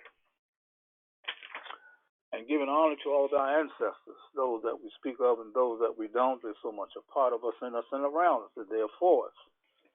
Just chime into them, and you will see that when you have questions or issues and you need clarity or direction, just ask, and truly they will render you that answer that you are seeking always. And I definitely want to give honor to all of the divine prophets, namely Jesus, Muhammad, Buddha, and Confucius. And our most illustrious Hebrew prophet is none other than the Honorable Prophet Noble Drew Ali, and definitely letting everybody know our prophet is truly our Savior as well as our Redeemer. Giving honor to all of our Moorish staff and the Moorish officials who I greatly appreciate for all that they've done and doing. Giving honor to all of our members and all of you noble brothers and sisters who's on this call with us this evening. Islam, Islam, Islam. It's always my honor to be a part of you. Well, the questions is pointed, and that's a great thing. And I'll definitely always want to acknowledge our sisters for bringing that feminine energy to the circle of love and light of truth, because we're all part of the one. We need each other. We can't do one without the other. Thanking your sisters for your presence. I'm not leaving out the brothers, but you know our sisters have been put down and thrown away. And you see our prophet, when he has one foot on land and one foot coming out to sea, whether you're looking at the 101 questionnaire, the 101 questionnaires with the answers and the warning, you see that the illustration is real. And there's a lot of science there. But anyway, getting to the question. And I want to thank the brothers and sisters, for doing a great job in answering these questions. I'm just going to add a little bit to it, because we need to know exactly what is taking place in government pertaining to the Moorish involvement and what the government has confirmed pertaining to what's needed to be done pertaining to the Moorish paradigm. Well, this question pertaining to whether would a person currently serving in the military be able to proclaim their nationality and become a member of the Moorish Science Temple, Incorporated number 13? And the answer was yes, no doubt about it. And stemming from what brother Marcus Reynolds spoke pertaining to the orientation book, he was right on point, and all the Moors who spoke on this subject. I'm just going to add some things. Well, the reason why I say yes, because see, by the organization being divine and national, so many of us are confused about the process of joining them both together. You can't do one without the other. That's why it's called the Moorish Science Temple, the divine and national movement of North America, Incorporated number 13, giving you 3 levels of governance: for Science Temple, divine and national movement, and then this, actually the divine and national, then it's giving you the location of the land bits of North America, and it's incorporated to do business, and it's under the number 13.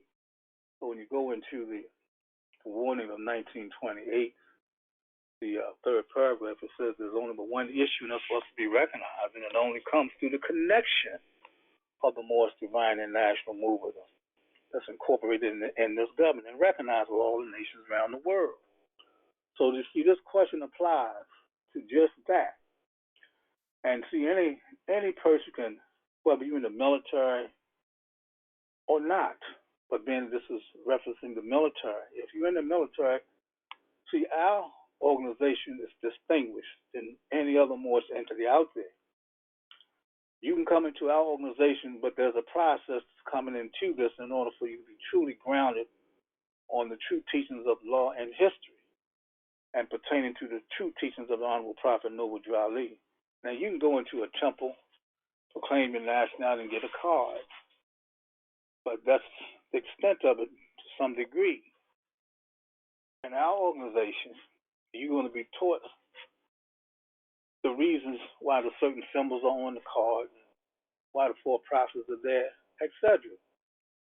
And not to take anything away from the other temples and what their process is, but like I said, ours is more distinct.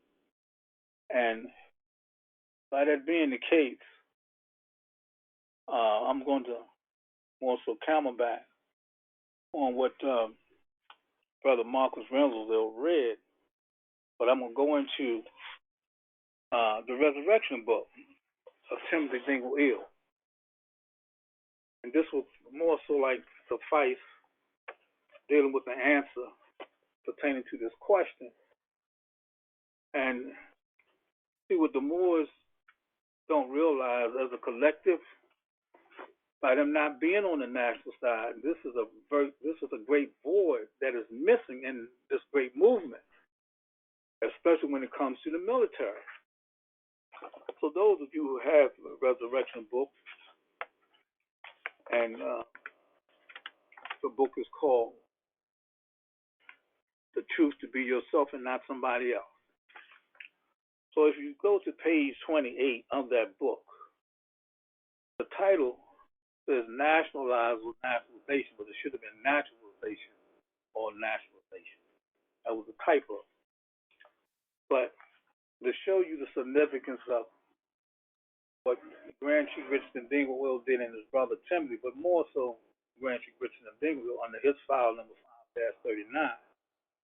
He's the one who really set this in motion, because he was charged, according to the reincarnated prophet, to establish the Moorish National Bureau by certificate. His brother Timothy came in later years, and you'll find that on page 29, the last paragraph, when you read it, because his file number was 1-17.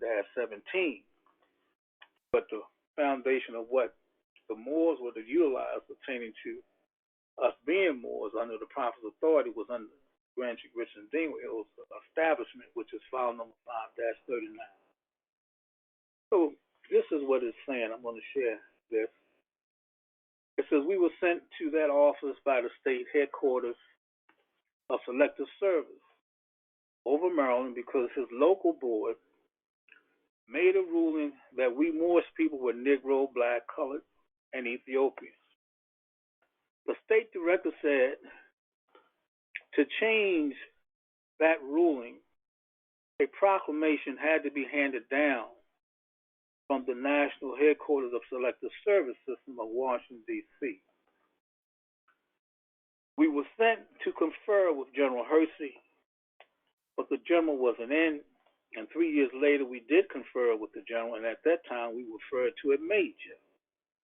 And after the major heard our complaints, he told us that our complaints were deeper than he could dream. We asked the major, did he thoroughly understand our problem? And if he did, make us know it. The major said, when the Germans took over Czechoslovakia, the Germans nationalized the conquered people according to German laws. When America conquered you people, America made slaves out of you people. Tell Ali to send into this headquarters all the available proof of you people being Moorish Americans. Now, the reason why I want to share this in this vein and the verbiage is because, see, we got to understand what took place. Now, this was back in the 40s, y'all. Here we are in 2021 and still don't know anything about this. Why? Conspiracy. We'll get to it. So then he says,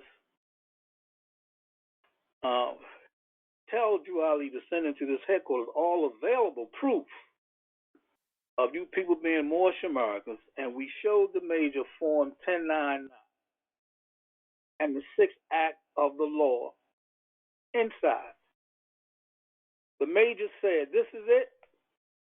Leave it with me, and I will run it into Chicago and get the attachments.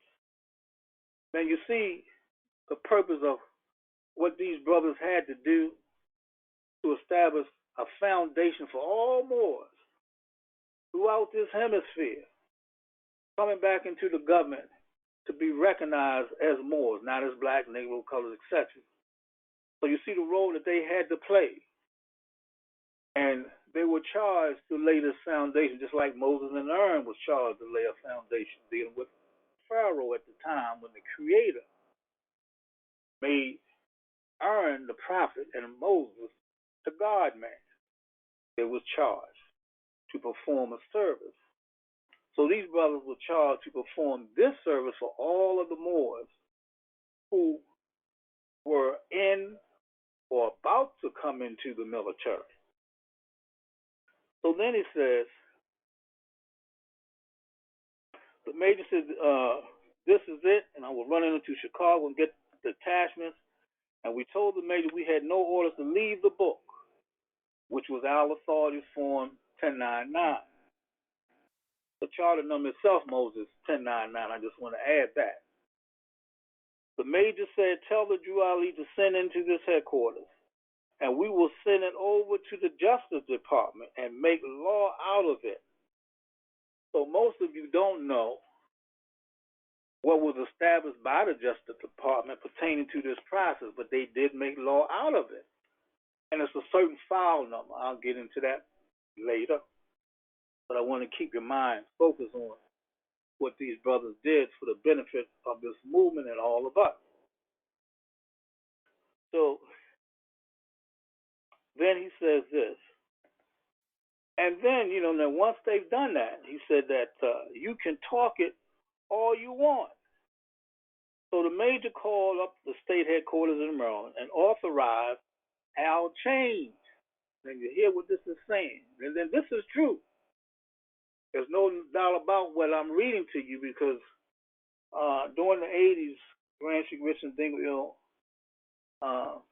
requested for me, and I had my staff. We met with this particular brother who was a civilian aide from Selective Service to be the liaison from the government to us pertaining to this process. So I just want to know. And we met with him on 3 occasions, which he's confirmed everything I'm saying to you.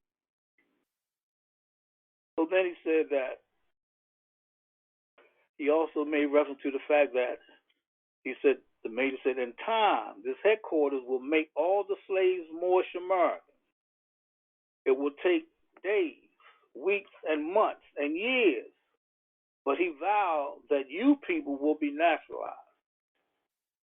We asked the major to put it in writing, and the major said he gave us a slip, and on the slip it stated, write the national headquarters and submit all available proof why the slaves are Moorish American. And then the major was talking with such a deep wisdom, I imagined in my mind that he was a Jesus Christ. And I told him that the slaves will only hear Jesus Christ.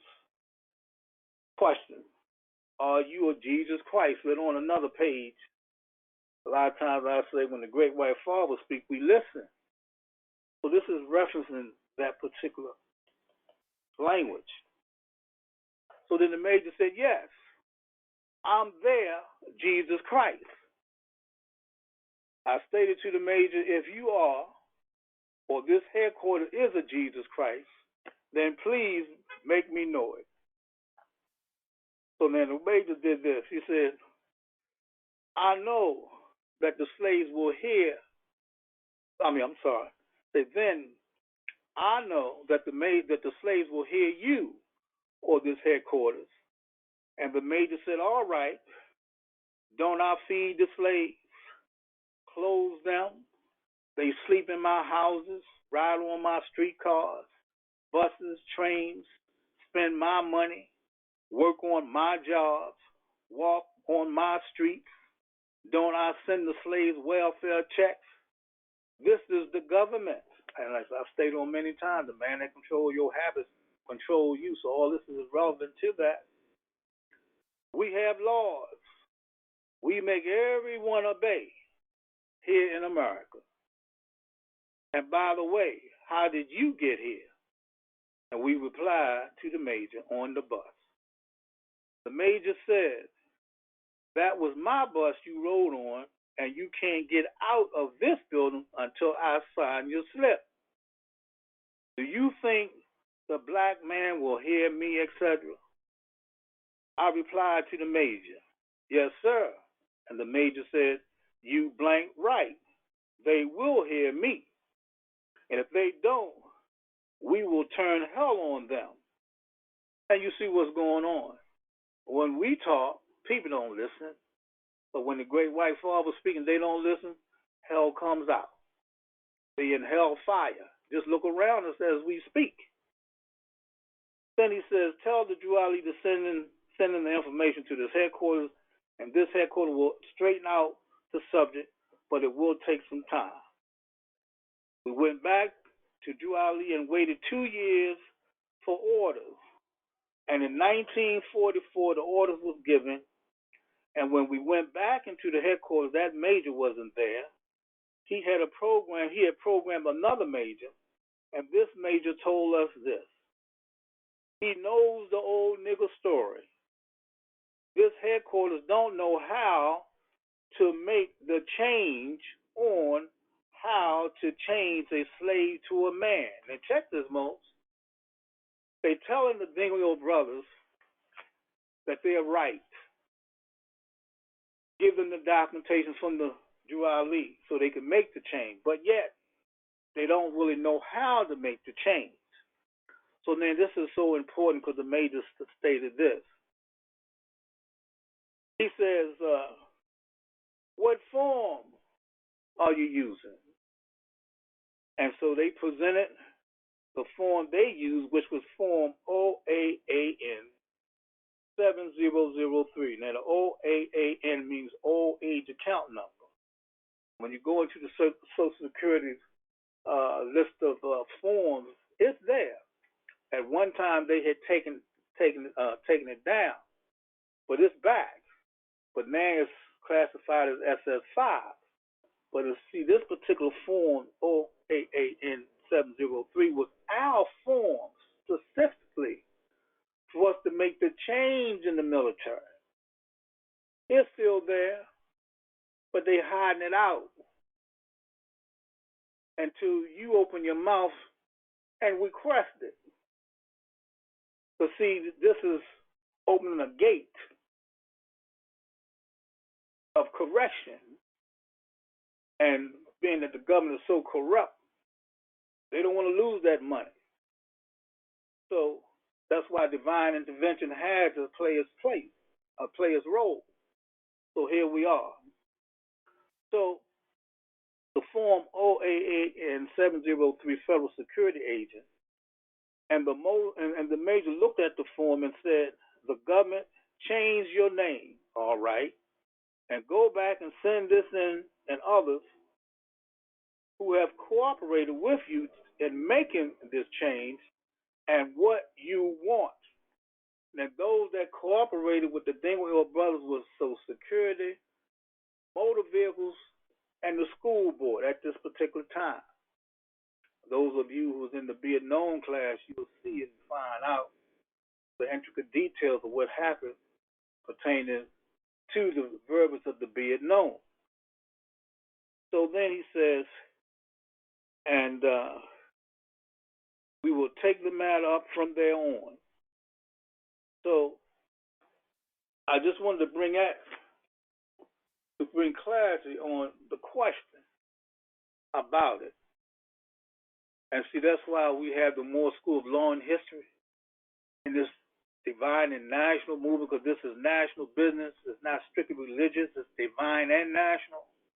So now you're on the national side dealing with the application of what it is for you to make a change within the government, because nothing is going to change until you, that individual, make the change according to a specific process of law that has already been established, but yet so many Moorish leaders have kept it under wraps. So that's why we're here, to unfold this truth, to make it easy for all of us to understand what has been put in place for us to utilize, but yet you don't know. And I'm not telling you what I think, feel, or believe. I'm telling you what I know, because I'm prior military. And the prophet that stated to me that he wanted me to go back into the military and resurrect his records. And by me being prior military, I had to resurrect mine with his to make the connection And I did that. And just to share what happened to me, I'm just going to read it. This was in 1984. I'll read this particular letter. That was October the 29th, 1984. This was from a memorandum from Selective Service System, National Headquarters, Washington, D.C.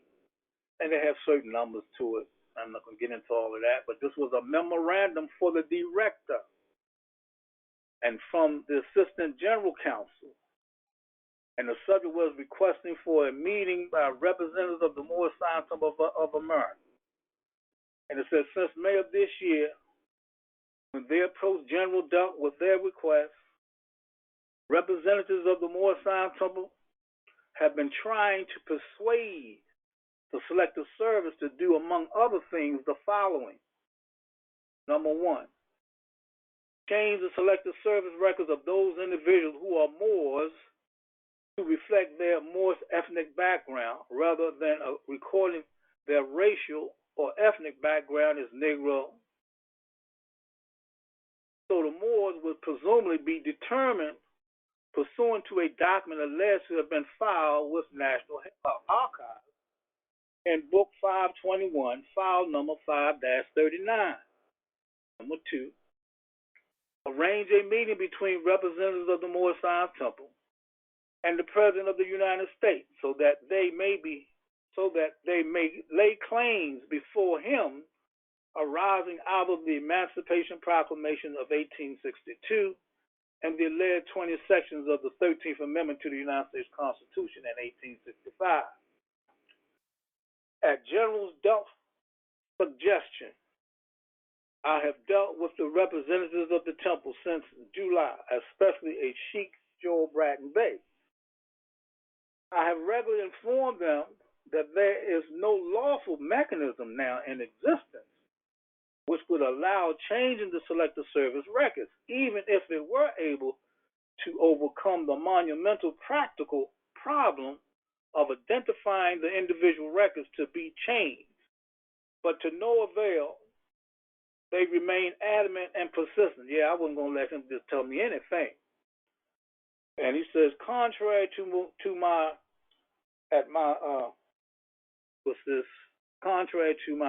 admonition to them to seek assistance elsewhere, they insist on requesting a personal meeting with you. And this is the general. I will deal with the matter in whatever manner you desire. So the general told his assistant general counsel to meet with us. And we had 3 or 4 meetings. I had to present application DD 149 form with an affidavit. And the affidavit under the form dealt with, well, at the time, our law enforcement side was the Moroccan Justice Council. And I had to present the racial designation white, nationality to reflect Moorish Americans, and amended the certificate of registration, the nationality card, oath of amnesty, property authority, our charter, divine constitution, bylaws. And this was July the 13th, 1990. And I had to do a notice. I'm not going to read all that it says. I had to do a notice of intent and also authorities. And stemming from what I presented, they had to submit a special section on their response to all of that. And this is Dear Mr. Bratton Bey, and this was November the 19th, 1991. Dear Mr. Bratton Bey, you request for change of Army records to show your new name has been considered. Please refer to the paragraph checked below. So they had to make another special paragraph for the information I presented. This is what it says. It says the changes, it's not just a name change. Everything I put in here about the proclamation and all that, they confirmed it. It says the changes that you are requesting have been recorded for reference in your records of prior active duty. So I'm saying this to support and confirm that the process that Grand Sheikh Richardson Dingwall established with his brother was confirmed. And even in the Resurrection book, there are certain letters that was going back and forth pertaining to their requests. I have certain parts of Grand Sheikh Richardson Dingwall file number, which is 5-39, where all this was confirmed. And then it says that the change that you are requesting have been recorded for reference in your records of prior active duty. But since the changes occurred after the termination of your active duty, separation papers and other documents issued during that period may not be changed. But they were changed because everything that I did since then, they sent back in Joel Bratton Bay. And then at the bottom of the person who signed off with this was Mary Thompson. She was the Chief Army Board of Corrections of Military Records Section. And then they had the data required by the Privacy Act of 1974. And it says that routine uses. It says the information collected by means of this form may be disclosed to other components of the Department of Defense who have a legitimate need for such information in the performance of official duties, and to other federal and state agencies as appropriate and necessary for the efficient conduct of government business. Then it says disclosure. Disclosure is voluntary. Failure to furnish the requested information will prohibit a change of name in the official military records. The Social Security number is used to verify the identity of an individual and to obtain the military record from the file location. And it's called management for mobilization. So I just want to just state to you all the significance of what this is. So there won't be no confusion on the importance of answering this question to validate that, yes, surely, if you currently serving time in the military, you can proclaim your nationality, but I just trust that if you do it correctly through the process that we have in place. Because when you go to these other temples, they don't have this process. So you'll get a card, but you just be a member in that temple. And if you don't change your status according to these laws and the process, then who are you fooling? You just a member in the temple under your title, Wheel and Bay, and the temple's the only one's going to recognize you until you make a change in the governmental system to validate who you really are, and your status must apply to your Moorish identity. What's the sense of you saying you're a Moorish American and they still got you classified in the system as black or African American? And the reason why that is because you didn't do this process and your status has not changed in the system to reflect that you are a natural person. So I wanted to clarify that. We have so much proof for our truth. So I'll end with that one. And Deputy Chief, we can go to the previous question. Islam National Grand. Well, one more thing. I just remembered. And just to put more teeth into this, and we have the only federal Moorish case that's been adjudicated. I speak about this all the time. That's been adjudicated in our behalf that they seal. And the motion was that the 13th, 14th, and 15th Amendments does not reflect the true provisions of the original 13th Amendment with 20 sections, so therefore they don't have jurisdiction. And this case is a precedent case for Moorish Americans across the country. And within that particular case, Grand Sheikh Richardson Dingwall is highlighted, dealing with his military involvement, etc. So if the federal court has confirmed the information and they adjudicated in a federal case to validate what he did according to these laws of President Lincoln and the thought of Noble Drew Ali, the Prophet Noble Drew Ali, then what's the problem? The problem is you. Because everything that you want to do think about doing has been done. Now it's up to you to walk the walk. Okay, Mo, now we can go. Islam National Grand.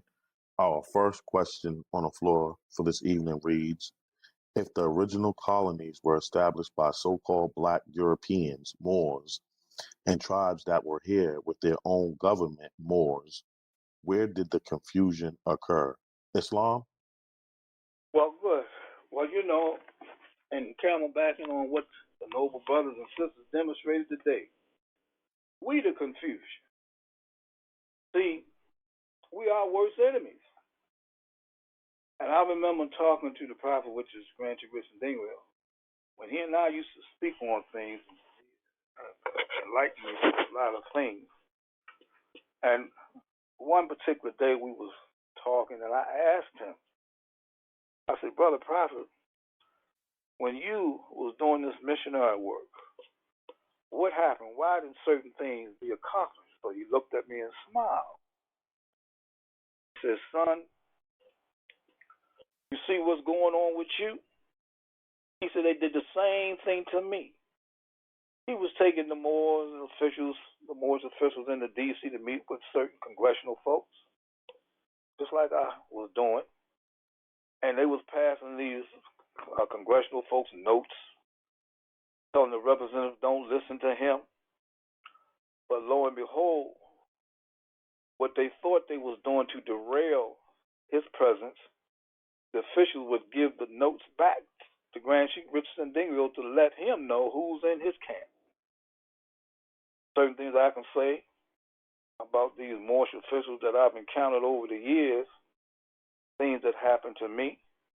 And that's why the prophet told me that. He said, the same thing happened to me is happening to you. Yeah. Going into D.C., meeting with the caucus, meeting with certain representatives and the European senators and whatnot, they was in our corner, wanting to help us big time. But our own folks, oh, not our folks.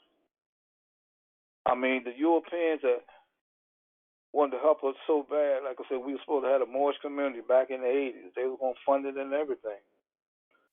And then I think the year 2008, 2009, somewhere up in there, we met with certain representatives here, and they had earmarked money for us, Mose, 4 accounts to operate. I have a witness. She could tell me they was the secretary. She was there.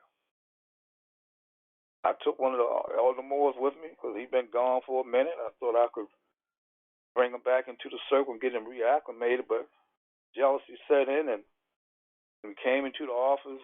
I knew the people, and it was a little chuckle going on. Oh, Bradbury, why are you here? I said, come on, Mr. Sip, So it was a quiet joke between he and I. And he said, okay, I'm just gonna make your copies, and all you have to do is sign off. And these accounts that they had set up for us, they didn't know where to send the monies. So we had to go to the bank and open the accounts up, which we did. So all we had to do was just sign. But the brother stood up and told the people, don't listen to me, listen to him. He's the man, da-da-da-da-da. So the European looked at me, looked at the brother, said, Mr. Bay, I'm going to call you Monday. This was on a Friday. And so when he called me that Monday, he said, you missed your deadline, but that wasn't it. What happened was, see, they don't like to see that division. And so by the brother doing what he did, I couldn't sign off because that was division within our own organization. And like I said, the prophet told me, he said, son, your problem's going to be in your own circle. That's where it's always going to be. And if we all just think about it and step out the picture and look at what has happened to us as a collective, hasn't it always been in our own circles? The leadership, people that's around the leadership. It's always, not just in the Moorish Science Temple, that's in all organizations.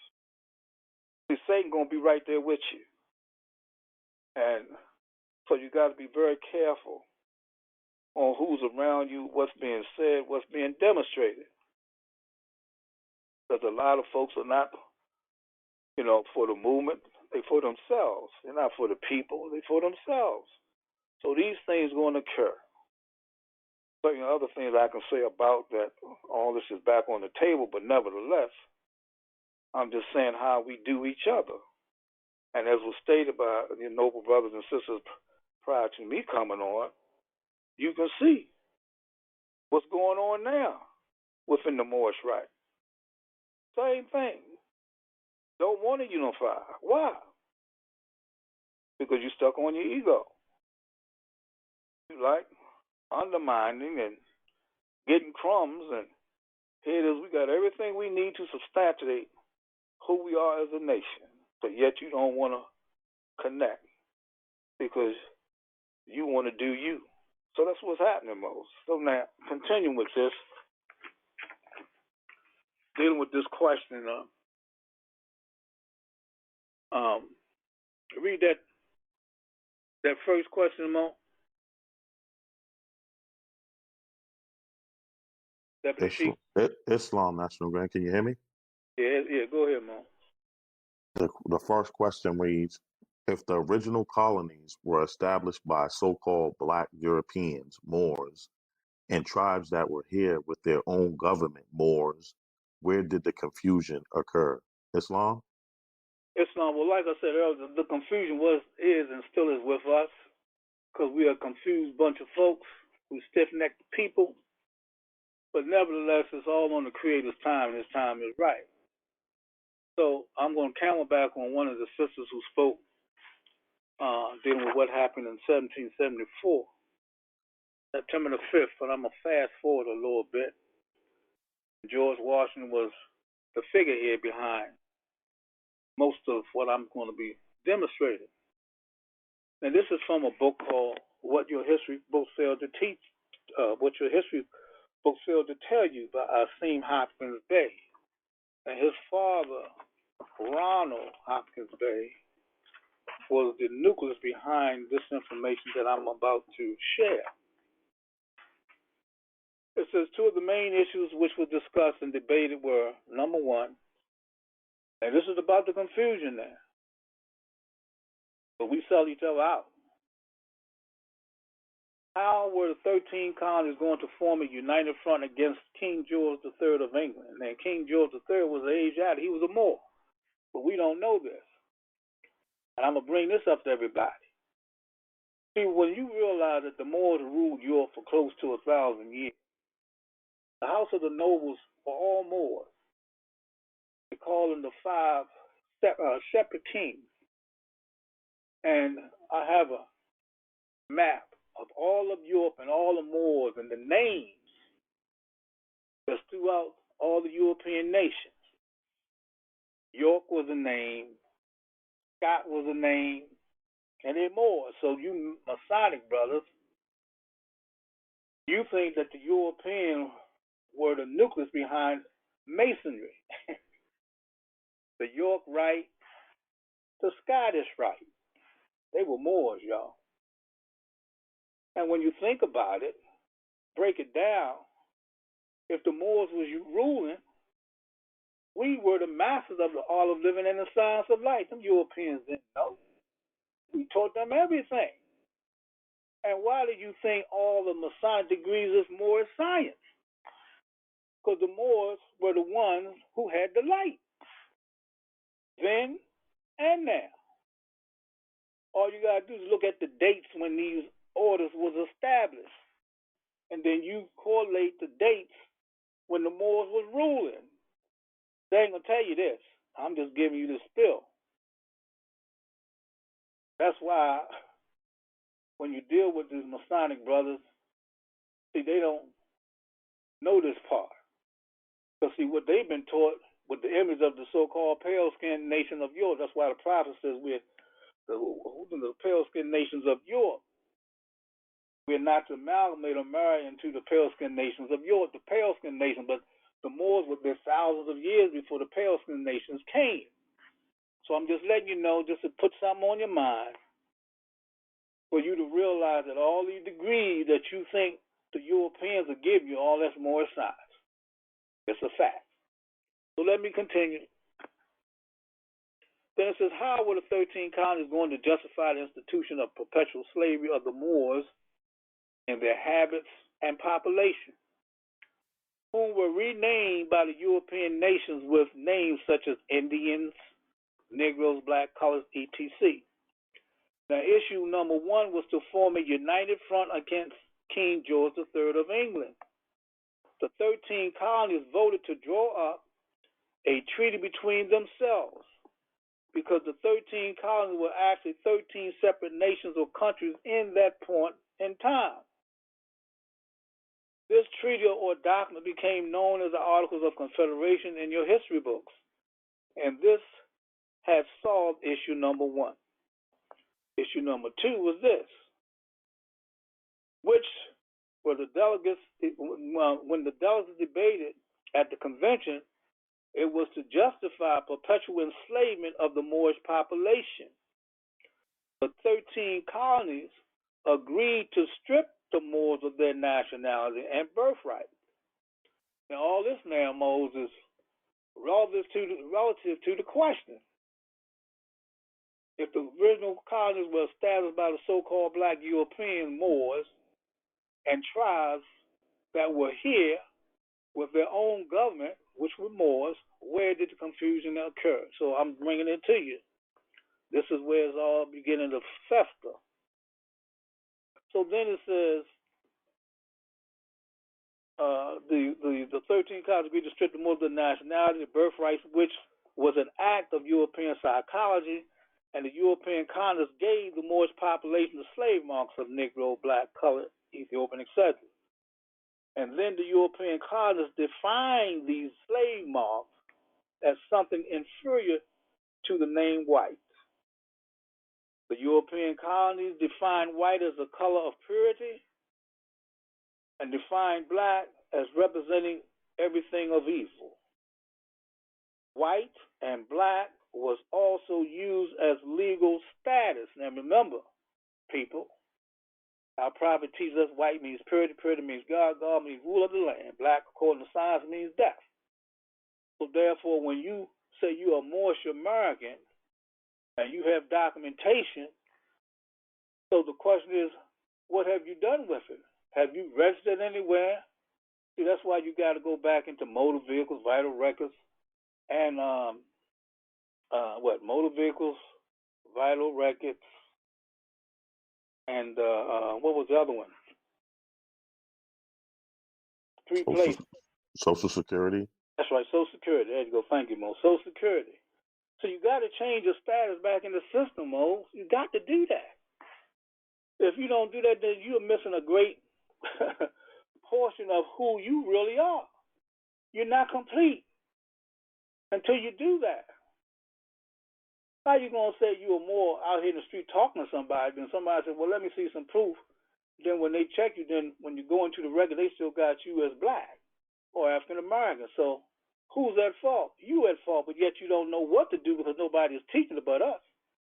So you see the importance of what this represents. And let me continue. And see, white meant that you were a citizen, and black meant you were not a citizen. And when the Moorish population accepted the inferior slave marks of Negro, black, color, etc., the Moorish inhabitants cut themselves off from the illustrious history of their forefathers, whom were the founders of the first civilization of the old world. So when our prophet teaches us that our religion is the old-time religion, so what is that? The Old Testament, people, is our old-time religion because the first 5 books of the Old Testament is our history here in the West. This is Egypt of the West. This all happened on this side, but you don't know this. So then continuing. So the Moors' forefathers did not form the slave marks of Negro, black, and colored, etc. These inferior names or identities mark the Moors as inferior class of beings whom had been subjected to slavery. The marks of slavery or slave names would forever disqualify and rob the Moor from being a free person, citizen, in the true sense or meaning in which the term free person, citizen, is used in the Articles of Association, Articles of Confederation, Declaration of Independence, the Northwest Ordinance of 1787, and the present State Constitution of the U.S.A. So the strategy of the plan or conspiracy of the Europeans, which they use, is as follows.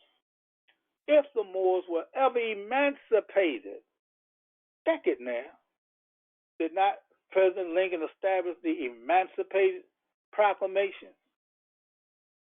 Did he not? But he didn't do it by himself. He had to go through a process of the Congress, which confirmed his actions. So if the Moors were ever emancipated or set free in the future, the Moors would remain subjective or dominated by the European race, whom had the sole authority in classifying the system via race, and race was incorrectly being distinguished as colors such as black race and white race. So that's why Grand Chief Richard Dingle had to set up the Moorish National Bureau of Vital Statistics, because he had to change the system. That's why in the record, to be it known, he says a system of change for us. That's what he did. But the Moors don't even want to deal with him. Put him in the background. He ain't know he's a reincarnated prophet. But they don't know the history of what this brother did for all of us. Isn't that sad? Shameful. But see, they studying man. They're not studying the law. These brothers were lawmen. They was reestablishing the laws of our nobility and rulership according to what the prophet brought them to do. Continuing,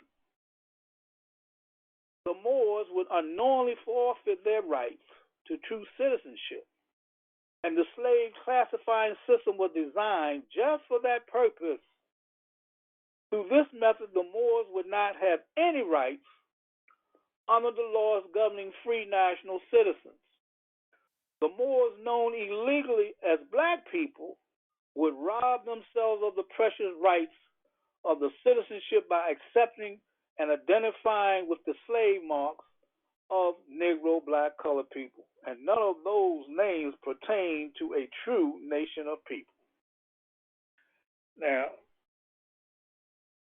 the chairman of the convention, George Washington, summarized the raging debate on how to perpetrate slavery of the Moors with this statement: if we agree to take the feathers and the turbans off the Moors' heads and remove the sandals from their feet and enforce it with severe punishments, and to also swear a death oath between ourselves to religiously and faithfully not to allow anyone to teach the Moors children whom they really were or who their forefathers were, and only allow the Moors children to be taught that they were truly Negroes, black people, and colored folks. So George Washington stated that 2 years from that day, the Moors people would not know their nationality nor the national name of their forefathers, and also they would not know from which land or ancestors that they are descended from. So then after that, the meeting adjourned with the consensus that they would secretly meet again October the 14th, 1774, at the Pennsylvania State House, which later became known as Independence Hall. You see? So you want to know about the confusion? That's what it was all about. There's more to this. But I wanted to highlight certain things, and so we can be very clear on exactly why there is confusion. And see, the conspirators are still with us today. The Boule, our own folks who are Masons, they conspirators. They are continuing to always establish confusion. Black Lives Matter. You understand what I'm saying? See, by them being Boule, they allegiances to the Great White Father. He pay them. He meet with certain people of high standards or stations in government, and they strategize on what they're going to do to us, how they're going to do it. So I ask people all the time, I say, who taught you was black? Who told you these things? Where did it come from? They put it in the books. I have a news article from Thurgood Marshall when he was on the bench saying that he didn't like the term black, so he brought in Afro-American. Then Jesse Jackson come in with the spill African-American. James Brown come in, we black and we proud. So you see how that resonated throughout the nation, and we gravitated to it, and now, oh, we black and proud, and Black Lives Matter, knowing that that's the adjective. So tell me the noun of the people call themselves black. That's where we need to be. What's the noun to use? But you go into an early edition dictionary, and you'll see the word black or more, giving you your adjectives, and now you know your noun. But you don't want to accept the noun. You like black better. Please. But the reason why you do like black, because nobody's teaching you the essence of what black really means. So you run with it. But so what they do, to keep the confusion going, they use our entertainers, our sports figures, our legislators of our hue to promote the lie. And then when you talk to our so-called esteemed leaders coming this way, they're going to block you. Now I'm going to tell you, this national business, we've been on it for a minute. Went into Congress and gave all the representatives a packet dealing with the policies, you know.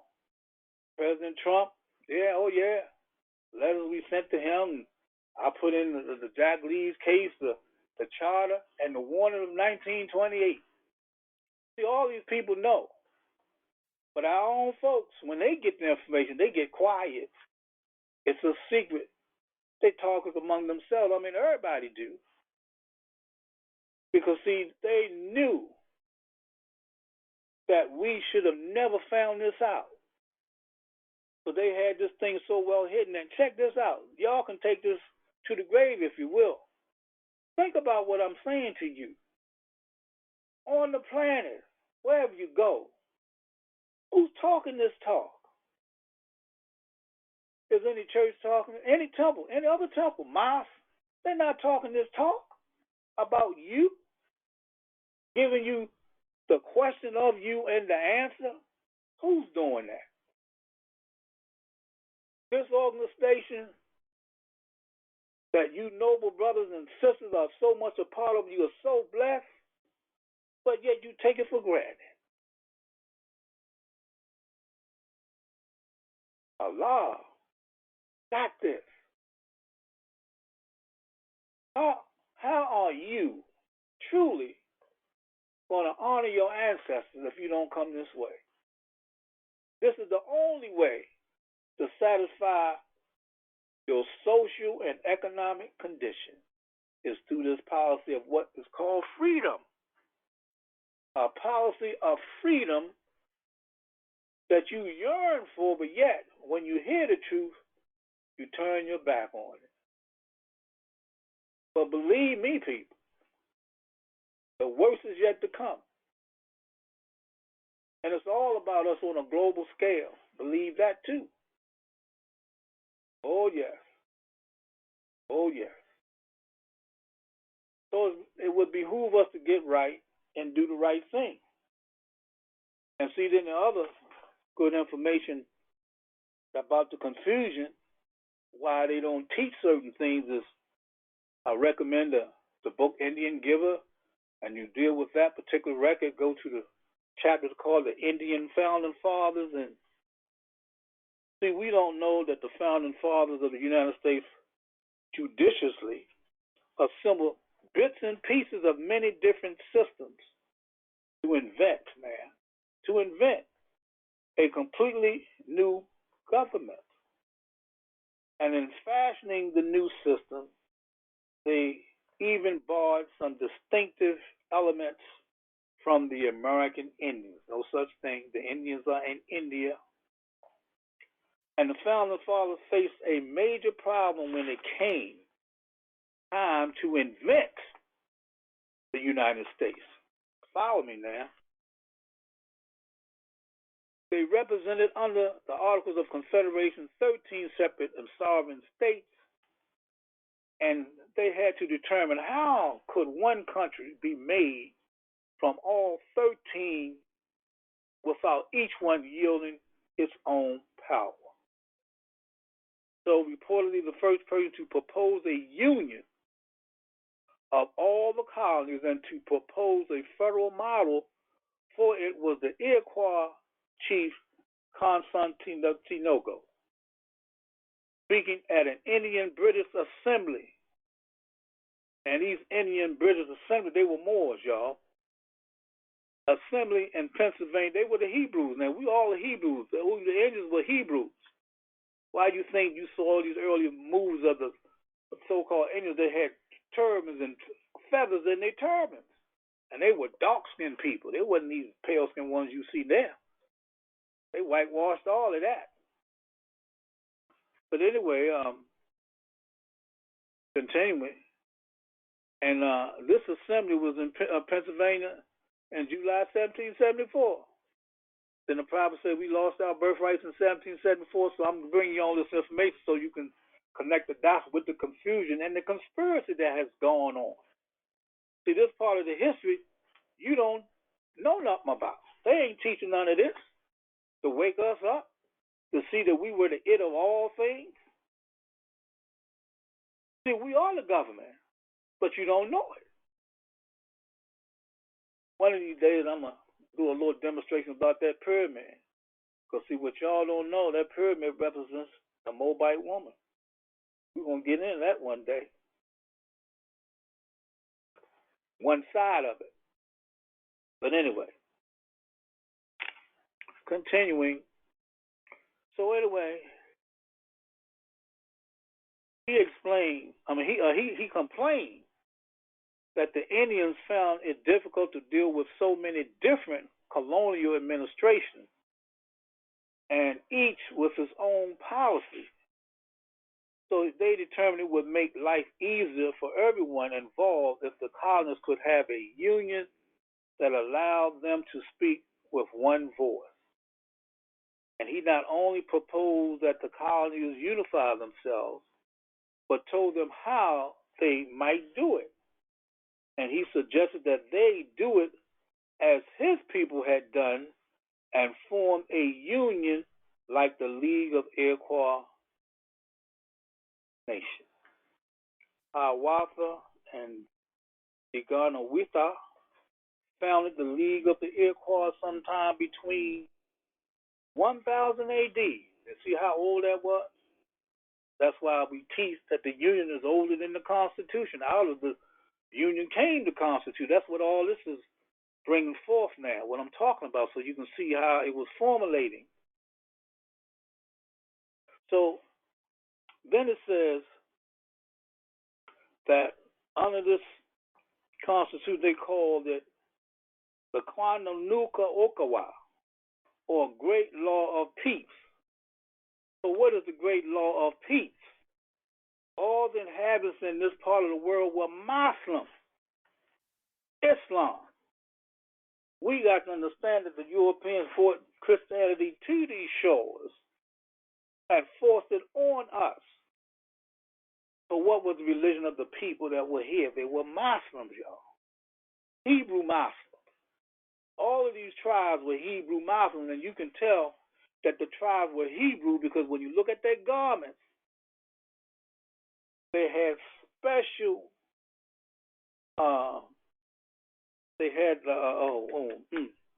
slipping my mind. They had these special ropes. Not the fringes. What is it? Fringes. Thank you, Mo. Yeah, keep me straight. Keep me straight. So much on my mind. And you look at these garments of the so-called Indians, that was their sign that they were Hebrew. They had fringes down at the end on their sleeves or whatnot to show the distinction that they were Hebrew. Even when George Washington met, he called it the Hebrew congregation. He didn't call them black. He said the Hebrew congregation. They know who we are. And that's why these Zionists who claim to be us, see, they have usurped our identity. And the reason why it's done that way, because they teach you what they want you to know. They have hidden your legacy, stole it, if you will. But see, when the prophet came and he brought us our titles to our vast estate, when he brought us our nationality and birthright, now we have a right at birth. Because he made us aware who we are. So when you have a nationality, you have a birthright, and that birthright takes you back to the land. That's why the Levitical code says to return every man into what his family. So the family are the ills and the bays, your rulership and nobility, and the possession people is the land. Black folks can't do that. That's not going to happen. Because your ancestors didn't call themselves these names. Because man, descent nature does not change. Our ancestors, you can't see the Moabites calling themselves black, Negro, none of that. So how's that going to tie into the picture? You can't sew that up with nothing. So you see how blessed we are to have Prophet Noble Drylee to come. That's why he was divinely prepared and sent to all of us. You don't have no leader out there, male or female, who brought you your nationality and birthright, your flag, your charter. None of that. None of that. But yeah, the prophet ain't just our own. We don't need no prophet, please. The government already recognized the prophet. They're not going to mess with the prophet. Believe that. So, continue, then I'm going to stop. Because there's more to this. But I just want to, just to bring in certain things to get you to see where the confusion is. Because, see, that confusion is nothing but conspiracy. Keeps it going. Keeps it going. That's why at the Continental Convention of 1787 was 35 Moors, white men, which is status, and didn't have nothing to do with pigmentation. And even when I did a demonstration on an ancient surname Bay, breaking all that down, and then in that information it tells you that all of those so-called Europeans that came from Europe, they were Moors. And in the document it says that a lot of these Moors were the stock of the representatives and the presidents here in this nation back then.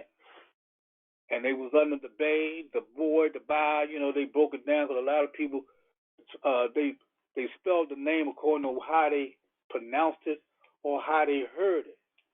So you say Bay, they might write B-A-Y, B-O-Y, all that little kind of B-O-I, all that. All these type of variations of the name. But it was still you. But see, this history has been swept under the rug. So regardless of what kind of degree you have, you can't connect these dots because they ain't teaching it nowhere. I don't care what school you come out of. Find it. Find it. And if you're a teacher trying to spread this truth, they're gonna fire you. Because they ain't going to have you or nobody else coming in disrobing the lie that they've been covering up all these years. They ain't going to let that happen. There was one of the members, he was a teacher in D.C., and he came through the school, and he was so educated and kept telling me, hey, Grand Street, I can take the curriculum, make it shorter, da-da-da-da. I said, oh, really? So you can make this shorter, huh? I said, well, brother, I'm going to sit back, and I want you to show me how you can make these classes shorter and very informative so the people don't miss a beat. When he finished with the class, he had to submit. He said, no, you right. He said, there's no way in the world, with all the education I have, I can't do it. So he tried to sneak certain information into the class with the students, and management found out about it. They put him in a box for him teaching the truth to the children. So you see how serious this is? This is nothing to play with. This is very sensitive information. We don't supposed to know about it. That's why you're so blessed to know just this little bit that you don't hold to heart of something important. But it's everything because it's all about you. So anyway, I'm going to stop. But with all that has been said with the noble brothers and sisters today on this subject and dealing with these questions, I trust that whoever posed these questions have a thorough understanding of what truly has happened and what needs to happen to make everything right. Yeah. Okay, the Deputy Sheik, I'm looking here. The other question was about the provisions located in the 1320 about citizenship. So I don't know whether you want to do that. We can do that next week. That's up to you. Islam National Grand is however you're feeling. I don't mind dealing with it, Mo, at all. Because that question was posed to me about 15 years ago. Same question. One of the sheiks, we was in a meeting. Well, you can read the question to the listening audience, Mo. Islam National Grand. Will do. All right. We're going to bring our third question to the floor.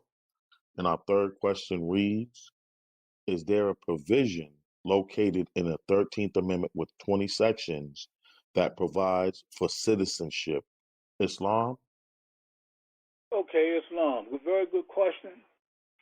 And see, the brother thought he would put me in a box with that one. I just smiled at him. I said, no, Mo. I said, let's look at the 1320, being that you asked the question. Let's see what it says.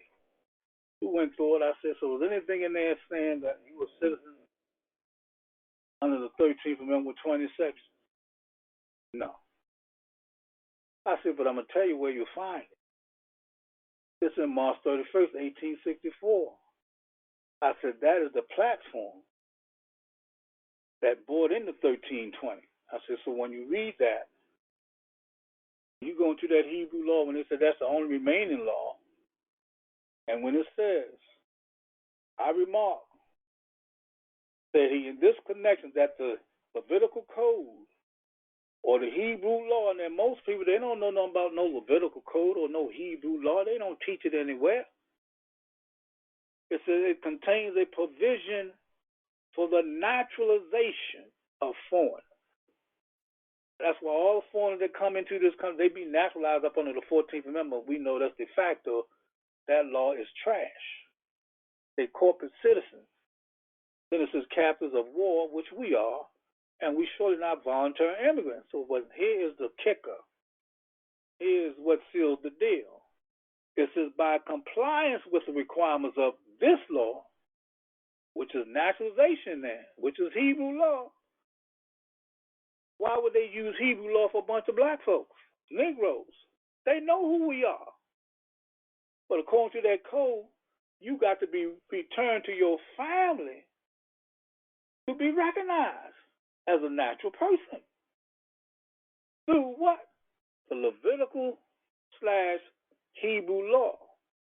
So they said by complying with the requirements of this law, we become citizens. So now you take this particular debate. 8 to 9 days later, they brought it into the Senate, the House, and they passed the law on April the 8th, 1864, 9 days later. In lieu of the 13th Amendment with 2 sections, they brought in the 13th Amendment with 20 sections, and the Senate passed it by the vote count was 38 to 6.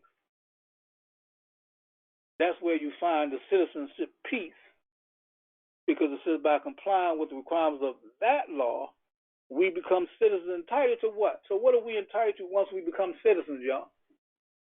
We're entitled to all the rights, all the privileges, and the immunities of who? The native Hebrew.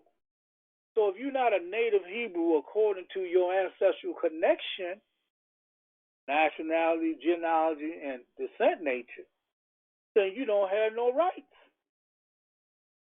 You don't have no rights. But under the Hebrew law, which is the Mosaic Code, which governs the planet, you have all your immunities, you have your privileges, and your rights. And the compensation piece comes into this too. So you see the significance of it? That's where it is.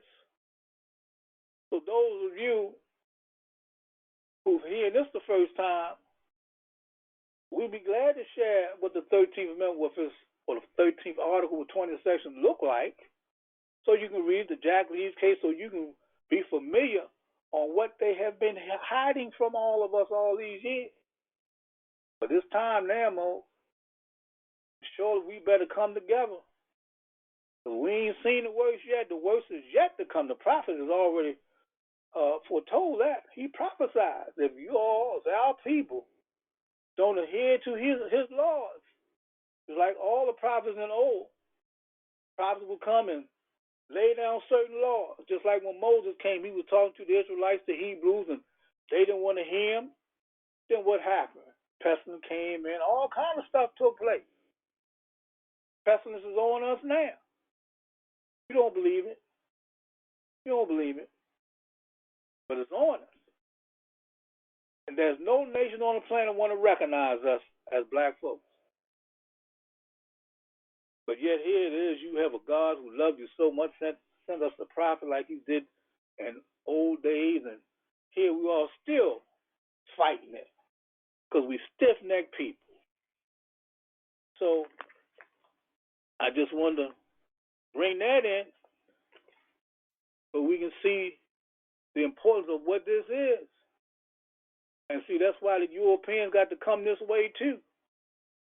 Because continuing with this particular Hebrew law, it says these Hebrew statutes provide that the heathen might be purchased and held as slaves and their posterity after them, and that under their naturalization laws, all strangers and sojourners, they strangers. These people coming into this land basis, they strangers, they foreigners.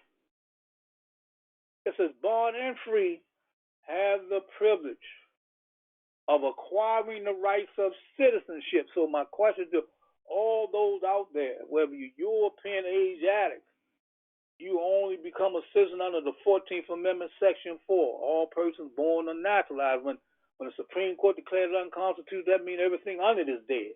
None of these laws apply to nobody, but you don't know. So if you want to be a true citizen, as our prophet dictates, then what do you have to do? You have to come through this naturalization process, because it tells you that under their naturalization laws, all strangers and sojourners, born and free, have the privilege of acquiring the rights of citizenship, that all Hebrews, native or naturalized, might assert and maintain their right to freedom. So come on, family. We all brothers and sisters. We the oldest and they the youngest. We was here thousands of years before the Europeans stepped on the planet. So be proud of yourself, Moses. Praise your God. Honor your prophet. But nothing's going to change until you change. So with that, Mo, I'm done. Thanking you and everybody else for their participation and their commitment, and trusting that we got to stay with this truth, y'all, because there's no other way out. And why not? Look at what it brings. Look at what you have facing to you now. All you're doing is, well, they say this, they say that. Who's they? The government is putting their foot up our butts every day, coming in with all these bogus laws, giving you the stimulus money, because see, the government is out of whack. There's no government. There's no government right now. Y'all don't know it. What's going on in government? You tell me. They playing the game, y'all. They giving you these shots to kill you, to depopulate the planet. See, one thing about these people that's so ruthless, see, they thinking long term. They give you these shots, and they ain't tell you about how many people dying and side effects. But once it goes into you, oh Lord. You know what? Let me just read this little piece to you. And maybe y'all will get a better understanding of what's going on. Check this out. Those of you who have taken this shot, I want to read this to you. Let me find it. Here you go. And look at this, y'all. It says, in a court case in 2013, Pathology versus MANR Genetics, Incorporated. In the United States, the Supreme Court ruled that you cannot patent human DNA as it was a product of nature. But at the end of the ruling, the Supreme Court did rule that if you were to change a human's genome by mRNA vaccines, which they have now, which are being used currently, then the genome can be patented. This means that everyone who has had the vaccine is now technically patent, and something that is patent is owned, and will come under the will come under the definition of transhuman. Y'all hear what I'm saying? Transhuman. So what is that? Transhuman are those people that are legally identified as transhuman do not have access to human rights or any rights provided by the state. This is because they are not classed as 100% organic or human. That's deep. Think about it. Think about it.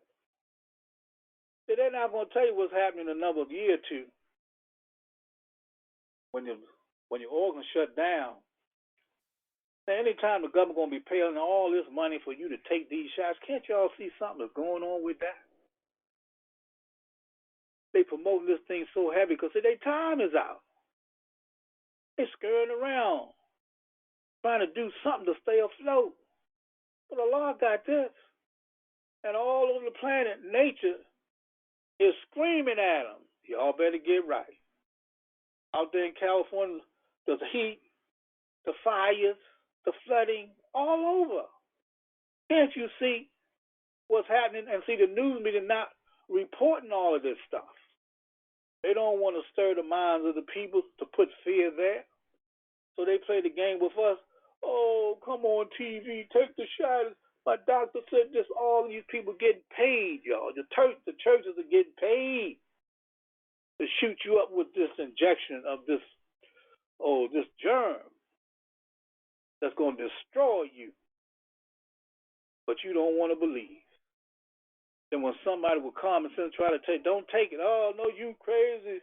They say this, they say this, that. Ain't nothing wrong with me. Okay, watch. Okay. You ain't got to take what I'm saying. Just play the day game from day to day. See how you're going to start deteriorating. You'll see. You're going to wake up soon enough. This man is ruthless. He don't care. All about power and greed. But see, all the power that he think he has is none because there is a higher power. That's what we don't understand. We're afraid of his lesser power, but there's a higher power. Allah is watching his children, his earth. Game on us. We in prophecy, people. Y'all better read. I know we don't like to read, but you better start reading. If you're not, start reading now. Go into Revelation. Like I said, the circle 7 is the 5th chapter of Revelation. That's the book of the 7 seals. You need to read it. You need to read about that Lamb and what's coming and what's here. Wake up, people. Oh, please wake up. Wake up. Well, Mo, I'm done. Thank you, Mo. Islam, Mo. Islam. It's Islam. Islam. And thank you for summarizing our call and bringing it full circle as you always do. The National Grand Sheik of the Moorish Science Temple, the Divine and National Movement of North America Incorporated, number 13, the Moorish American National Republic, is none other than National Grand Sheik Joe Bratton Bay. Appreciate you much, National Grand, for all you have done, will do, continue to do, and haven't done yet. Love you much, National Grand. Likewise, Mo. Love you too. Yes, indeed. Love everybody. Islam. Well, my good people, we have a total of 56 lines on the call. Trust that you all wrote down some information. And at this time, we're going to begin to close the same way we open, but you can catch us here next week's creation, same time, same space. But at this time, we close the same way we open. Can I please have everyone who is able to stand erect, facing towards the east, heels together, toes apart, separated at a 45-degree angle, upper arms parallel to the floor, forearms perpendicular, 5 fingers erect and together on the left, and 2 fingers erect and together on the right. Allah, Father of the universe, the Father of love, truth, peace, freedom, and justice.